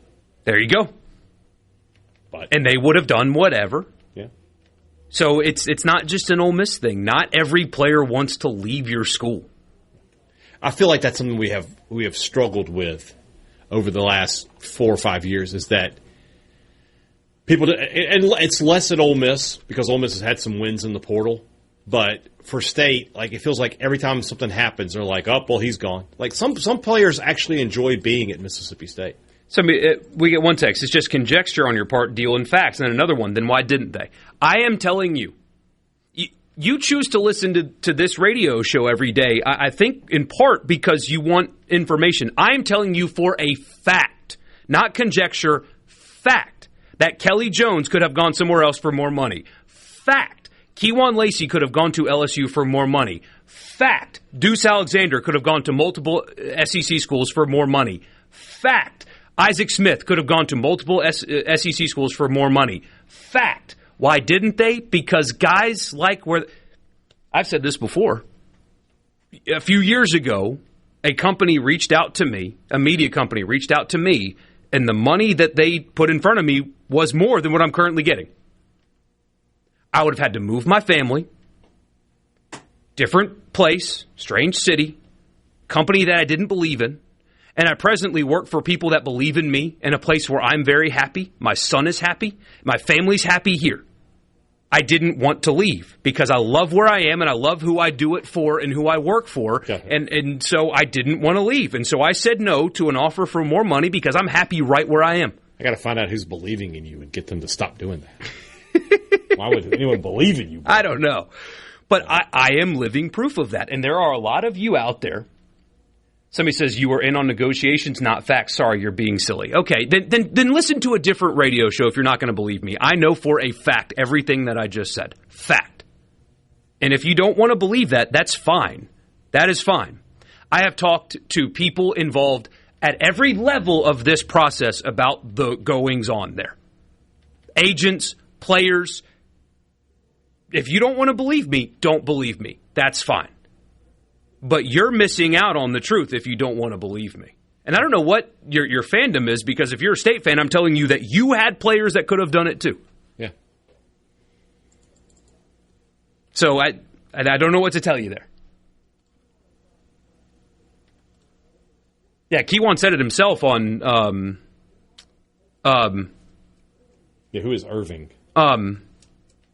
Michael Irvin. Michael Irvin has a podcast. Keywan went on Michael Irvin's podcast and was like, yeah, I got offered a couple offers of more money. And there was always a rumor that Texas was in on him too. But I don't know how true that is or not. That was a rumor. I know LSU was. I don't know if Texas was or wasn't. And somebody mentions, like, some student athletes realize there will be life after college, and they actually want to get the degree at the college where they're playing. That's why they didn't want to leave. I mentioned this the other day when we were talking about Keyshawn Murphy. Keyshawn Murphy is a player right now. He belongs to no one. Like, he can't come back to Mississippi State and be welcomed. But he didn't do enough at Auburn to be an Auburn Tiger for life kind of situation, right? And especially then he walked away from the team in the NIT. So at the end of the day, he belongs to no one. If Lacey had Lacey's already made one transfer, right? He went from Missouri to Ole Miss. If you make a third one, like, at some point, there may be some players who value that. Now, again, he's not staying at Ole Miss for free. Kelly Jones not staying at Mississippi State for free. They're making a ton of money this year, I'm sure. But at the end of the day, sometimes you just want to belong somewhere. Mm-hmm. And that might play a role in it. Some people want to have a home to go back to. That's right. Keyshawn Murphy doesn't have a home to go back to. He can't come back here. Or I say here, I'm in Oxford. He certainly can't come back here. Well, to Mississippi. He can't come back to Mississippi State. But he really can't go to Auburn either. So what is he doing? And same thing with Daugherty. Like he got. I understand his decision because LSU gave him a lot more money and he took it. I get that. Yeah. And frankly, they were going to try to recruit over him. Yeah. But let's pretend he has a bad year. Where does he belong? LSU people won't care about him. They won't care about him. Well, Clemson doesn't care about him. Clemson doesn't care about him. Yeah, exactly. So it's a risk you take for sure. But if he would have stayed and even just been the same player, he would have always had a place to come back to. He would have been an Ole Miss Rebel for life, yes. So, 601-879-4395. The C Spire text line. Do you need to go, by the way? No, first pitch is 6:30. Yeah, but like traffic and stuff. I mean, my parking lot is like a 10-minute drive. Now, I'm sure there is some traffic, but, I mean, it can't be that bad. I'll be okay. If I miss the first pitch, I'm not going to cry. You can just you can put on the radio and... Yeah. I mean, if you want me to leave, if you're tired of hearing from me, oh, is that what it is? I get it now. Well, yeah. I mean, it would be better. No, I'm kidding. Yeah. I don't agree with that at all. I still can't believe we haven't gotten a lineup yet. I think they're waiting for an hour from first pitch. I bet during the next commercial break we get it. I'm willing to bet. Normally we do it at the top of the 5 o'clock hour because the games are at 6. But today because we're at 6:30, they're State's holding up. Somebody put on the C Spire text line. Ole Miss didn't release its pitcher, so State's not releasing the lineup. Well, Elliott's going tonight. You know that. It's gamesmanship. So, you know Elliott's going tonight, though. Yeah. But yeah, other than that, there you go. Donald says I'm currently on Highway 6 between SuperTalk and Crazy. Clear right now. So yeah, I think Swayze. Yeah. Clear right now. Well, then there you go. I'll be fine. I think so. Yeah, it's a short drive. And it's park it over by Vaught Hemingway. It's not far from here. It's 11-ish thousand people, which is a lot of people for baseball. It's not a lot of people for the logistics of right. The logistics are designed to suit 65,000 plus people. this is certainly not going to be. I don't think it's going to be a huge issue. Just make sure you bring a light jacket. It's in my genteel pullover is in the car. The students in particular, especially if there's going to be a home run or two, that gets chilly quick on a night like this one. Yeah, so I can see that. We are Sports Talk Mississippi. When we come back, we expect a lineup, and we'll read that off to you and then give some final thoughts, of course, about this series upcoming in Oxford. Got a lineup. Yes. Got a lineup. We'll do it when we come back. Mississippi State has released its lineup. There are a couple of changes to it from last weekend. We'll do that when we come back. Sports Talk Mississippi. We'll have the Diamond Dogs lineup when we come back. Always on time. Love isn't always on time. Love isn't always on time.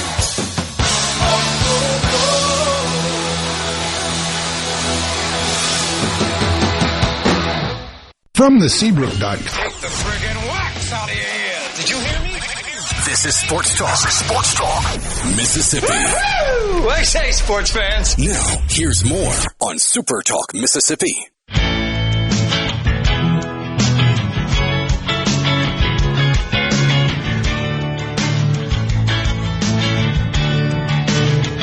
All right, we've got a lineup here for Mississippi State. It is different than what the Bulldogs did last weekend. They are trying to match up with Hunter Elliott being the left-hander. Vanderbilt only had one left-handed pitcher on the roster last week. So here it is, and a very notable change, not in terms of the lineup, but in terms of the batting order. Aiden Teal will lead off for Mississippi State. He's in center field. Ace Reese batting second but playing third. Noah Sullivan is your DH. He'll bat third. I'm sorry. Yeah, I'm good. Reed Stallman's the cleanup man, batting fourth and playing first base. Ryder Woodson hitting fifth. He's the shortstop. Bryce Chance is up to sixth in the order for Mississippi State. He will play in left. In right field, here's one of the changes. Vitas Valencius will play the right field spot for Mississippi State.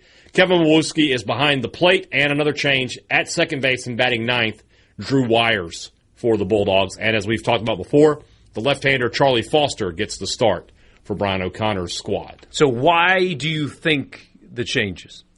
Well, the two lineup changes, Valencius and Wires coming in, are strictly lefty-righty kind of things. There's two guys, they're both hitting close to 400 or over it. They're good hitters. It's not a huge deal. I would like to see Jacob Parker in there. At this point, I think he's done enough to earn the everyday right fielder spot, but that's fine. Both those guys are fine there. I'm surprised, though, of moving Chance up. It's just been working so well, having him there at the bottom of the order.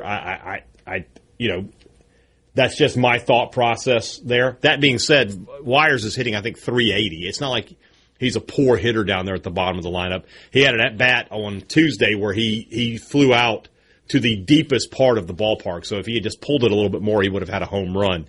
He's hitting the ball well when he's been in. So this is the thing we talked about with State, right, is they can make a change and take out a guy hitting 360 and a guy hitting 330 in Parker and Garrick Fry and replace them with a guy hitting over 400 in Valencius and Wires who's hitting 380. That's the kind of depth this lineup has. So it's the bigger change to me is Chance not at the bottom of the order anymore.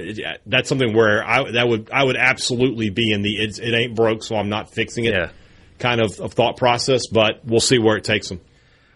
We got this message. O'Connor has conceded this game. We've gotten that sentiment all day today. I think Donald is being. I think he's being facetious. But we did get a lot of that with. We did get some of that, but I don't think. From what I know of Brian O'Connor, well, never mind the lineup and all that. That guy doesn't concede anything. Like, he's not wired to do that. No. So, I mean, the lineup is fine. I don't have any issues with the guys that are in there. You know, you want to have those right-handed bats against your left-handed pitching. The Foster thing, kind of what Jay Powell said. Like, what did you want them to do? Whatever they did, they were going to put in a guy who's not proven. You know, you don't have you could have moved up Valenkus, but that means you're going to move him up 3 days in a row or 3 weeks in a row, right? It goes from Saturday to Friday to Thursday next week when you play Georgia. That's just not good for business. Keeping him where he is fine. There is no thing. So I was wrong. Donald is not being facetious. I just disagree. There's no State may lose, but there's no concession here. Yeah, it's not a schedule loss like they have in the NBA where you just don't even bother trying to win because you're on the third game in 4 days or whatever. Exactly. I'm going to throw a curveball at you because this is the classic sports talk radio guy debate, but honestly, I love this. A guy named Zach Bai does sports radio in Denver. Zach Bai is his name. All right. Put this out there. He said, I can't believe I'm even going to ask this, but we're having a split debate behind the scenes at the station today. Okay. If the Denver Broncos played the Colorado Rockies 162 times in baseball, so the current Broncos, the current Rockies, 162 games against each other in baseball, could the football players win one game? Could they win one time? So Bo Nix, all your quarterbacks. I don't know who all your pitchers are going to be. Bo Nix has got to pitch every time. I guess. I would say this. I would say that those guys are good enough athletes. They could get some hits, right? They'd score some runs on the Rockies pitching. I think, right? You just run into a fastball. Again, these are guys who probably played baseball in high school. They're good athletes. Yeah, you have Sam Ellinger and Jarrett Stidham on that roster along with Bo Nix. I know Stidham played baseball. So again, but that said, like from a pitching perspective, the Rockies are going to hit almost every time they're going to get it. It's going to be tough to get them out. So I would say, I mean, it's a 162 game sample, right? It's the worst team in baseball. I mean, you just have to ask this question: could a team of good athletes do this? Not to take the term Denver Broncos out. Right. It's like I've got a baseball team of guys who are good athletes, but they're not professional baseball players. I think the answer is no. The answer is no. It's got to be no. Yeah. Because people don't realize how hard it is to hit elite pitching. They don't understand it because they played travel ball and like there was a kid that threw 92 and it had no movement on it and you hit it a couple times and you think, well, I mean, yeah, that's what it all is. No, man. Even the Rockies who are bad. It's just it's like when we have the debate about college teams, could they beat pro teams? Like the worst pro team this year in the NBA is the Sacramento Kings, right? They're terrible. But here's the difference between them and whoever the best college basketball team is, which is probably Duke, right? Everybody on the Sacramento Kings roster is an NBA player. Not everybody on the Duke roster is. So, like the sixth and seventh guys for Duke are probably not going to be NBA guys. They're good players, but they're not NBA guys. Everybody on the Kings roster is an NBA guy because they're in the NBA. Yeah. So it's just it's just too wide of a gap. Somebody makes a good point. Like baseball it's really a skill game in some ways, and if you're not practicing that every day, you're not going to be able to do that. Yeah, the Rockies would not lose the game. It's the fact that they're debating this is very sports talky, in my opinion. It is, but I do think it's kind of funny. Well, the fact that the Rockies are so bad. But that is a hard no. That is I'm saying no to that. Yeah. This is a better one. Okay. Who's the worst team in the NBA? It's not the Pelicans. Kings. The Kings. The Kings are the worst team. Could pick your NFL team. Could you assemble a roster to beat the Kings in 82 games? No, I still say no. I mean, you could think about some of these offensive tackles, though. You got 6'8", 295 that can really move, playing center. But can they shoot? You got to be able to put the ball in the bucket. You've got some football players that have played a lot in their lives. You do. That can make shots and that can run and jump. But there's no way any group of people who are not professional athletes at that sport could beat a group of people who are professional athletes of that sport. I think it would be closer. You have a better debate, I think, with football v. basketball than football v. baseball. Do you want to know what the real debate is? Is football could I assemble a team of Major League Baseball players and NBA players to beat a football team? That's more realistic. The NBA players, I think you could. Because you could find Giannis and guys like that to block. You could find a way to it's in a 16-game season. Perhaps that's the closest one, I think. Yeah, if you reversed it. Yeah. Good point. Fielding. The NFL guys are not going to be able to field. Like a hot shot comes at them, that's going off their glove all day. Do you think the best college baseball team could beat the Rockies if they played 162 times? Yes, because that has happened. There have been college teams that have beaten pro teams. They do exhibitions, and they're not playing the full lineup, right? But college baseball, if you took – it's talking about the best team. So if I made a college baseball all-star team, they could beat the Rockies once in 162 games. And you know why I know that? Because in baseball, sometimes RPI 250 beats RPI 3. Right? Baseball is a sport where those kind of upsets can happen more than anything else. So, yes, I would absolutely think that could happen. It's like comparing the best junior high football team in Mississippi to the best high schools team, something like that. Yeah, you're right. Like, I don't know how good, who won the Gulfport won the state championship. I'm sure their JV team is really good, but could they beat, a good varsity team in 7A? No. If you got to pick a roster of NBA players to do what? To play football, I think you could get something. You would have, you wouldn't beat them still. Not right now, but like 10 years ago, LeBron could have made a difference, but he's probably a little too old now. Giannis, when he's healthy, could be a guy who makes a difference. Şengün could make a difference. Yeah. Zion, healthy. And he's healthy now. Yeah. Oh, boy, he's healthy now. I think you could create a defense that could slow down or maybe stop an NFL offense. I don't know that you could create I don't think you've got a quarterback. You have a hard time finding an offensive line, too, because they're tall, they're not wide. Yeah, you got to have some more width. 6'8", 6'7", 6'8", 250, 260. That's big in the NBA, but it's not big in the NFL. No. So, and most of the guys that are 6'8" aren't really 250 anymore. Yeah. They're thinner. Agreed. Man, it's got to be fun doing radio in Denver, though, as the Rocky season begins, and you're wondering if the Broncos can beat them in baseball. Yeah. Kudos to getting creative out there, but could you imagine if we had to talk about baseball like that here? No, we don't have to, thankfully. Oh, we do not have to. Sports Talk Mississippi will wrap the show up with you next. We'll be back.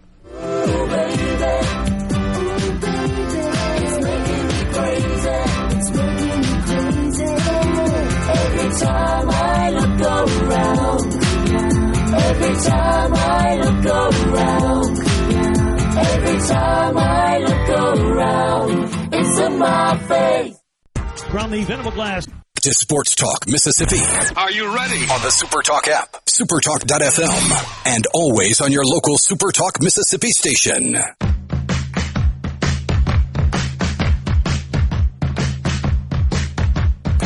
All right.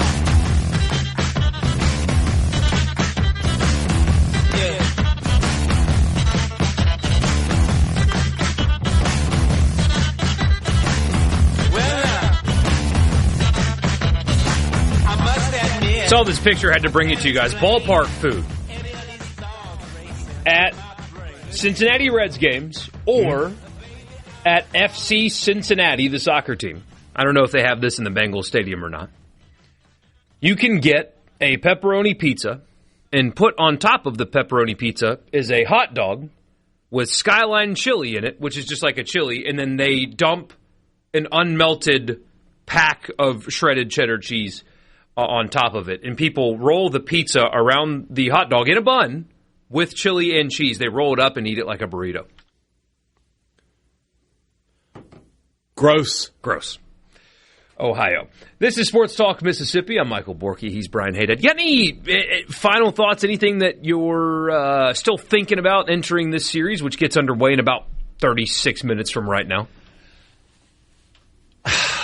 I feel like it's one of those things where I do feel like we've talked it to almost every angle of it. But at the end of the day, this is Mississippi State versus Ole Miss, and the emotion of it cannot be denied. Mississippi State is playing better baseball than Ole Miss right now. I think we could both agree on that. This series is at home, so that gives Ole Miss a little bit of an advantage. They're going to bat last. They're going to have the home crowd. They got Hunter Elliott going tonight. Great pitcher. If State had McPherson going tonight, I would really, really feel good about State's chances to win this game. With Foster and the way he's pitched this year, it's just difficult to see State winning because I just don't have I don't have the faith in Charlie Foster that Brian O'Connor and Justin Parker obviously do. That said, if Foster goes out and gives State a good outing, State can win this game. So I think State wins this series. I think they get the Saturday, Sunday games. I think Ole Miss does get the win tonight on Hunter Elliott Day. Yeah, and the big X factor in this series, too, is if Ole Miss is going to win this thing, can the bottom of the lineup give you something? Can you get anything? Something, some production, moving guys over, sacrifices, something from the bottom of your lineup. If you can't, you're getting swept. You've got to get something from the bottom of your order. You can't just ask 3 guys to carry you offensively in the SEC. You can't do it. And so we'll see if they can. Yeah. We'll see. I mean, it really is just a we'll see situation right now. And I feel like this. We're going to know in this game pretty early, right? If Elliott has struggled sometimes in the first inning. He didn't last week against Kentucky. He had his best outing. But struggling against some of the teams he's pitched against and struggling against Mississippi State can be different things, right? You give up a couple of runs in the first inning when you walk a few guys and you're just not as sharp as you want, right? You do that maybe in the non-conference games. If you're like that against Mississippi State, it could very easily be 4, 5, 6-0 in the top of the first. And State goes into the bottom of the first with a massive lead. So Elliott's got to be sharp from pitch 1 tonight against this Mississippi State lineup. And away we go. Yeah. 3 o'clock on Sunday, by the way, a bit of a later start. Why? You know why. TV. That's fine, but goodness gracious. If they said play that game at midnight, that game's getting played at midnight. I'll be 9 o'clock getting home. It'd be fine. I mentioned to Robbie, I was like, hey, we're going to have a late night, and then it hit me. I was like, no, I'm going to have a late night. Are you close to having an acquisition? If you saw social media, you would know that lightning has struck. I have not. What are you talking about? I texted it before the show started. We haven't announced it yet. We're going to save that for Sunday. But lightning has struck. I have send it to me right now. The white smoke has been coming out of the church. Send it to me right now. Send you who? Who it is? You know who it is. But I don't know who it is. But you do. I'm sure I know who it is, but I don't know who it is. It's who it is. Okay. So you know who it is. But do you need me to say it? No, text it to me. Just text you right now. Yeah, who it is. I want to know. I'm not patient. I can't wait on this. Text who it is to you. Okay. Yeah. If you say the phrase who it is in my text messages right now. Too late. No. Too late. Don't say it on air. I will not. We are holding off on that announcement. But it's very cool. Good. Yeah. You guys are going to be very happy with that. I think so too. You got to the show. Love Robbie to death. Yeah. The show is going to continue to put out great content. Yeah. So that's good, man. Don't you worry about it. Yeah, really good. All right, I'm getting out of here. Although I've got some questions about said individuals' tweets, but we'll address that later. Well, it is. We'll address that at a later date. Yeah. You guys enjoy your baseball this weekend. The game on TV is not on TV tonight. It's on the SEC Network Plus streaming thing. Only Sunday's game is on real, actual television. But, hey, baseball this weekend, going to be a lot of fun. We'll talk about it on Monday with coaches. We'll recap the games. We'll talk NCAA tournament, spring practice, and more. Be safe. Enjoy your weekend, and we will see you guys on Monday. Good night.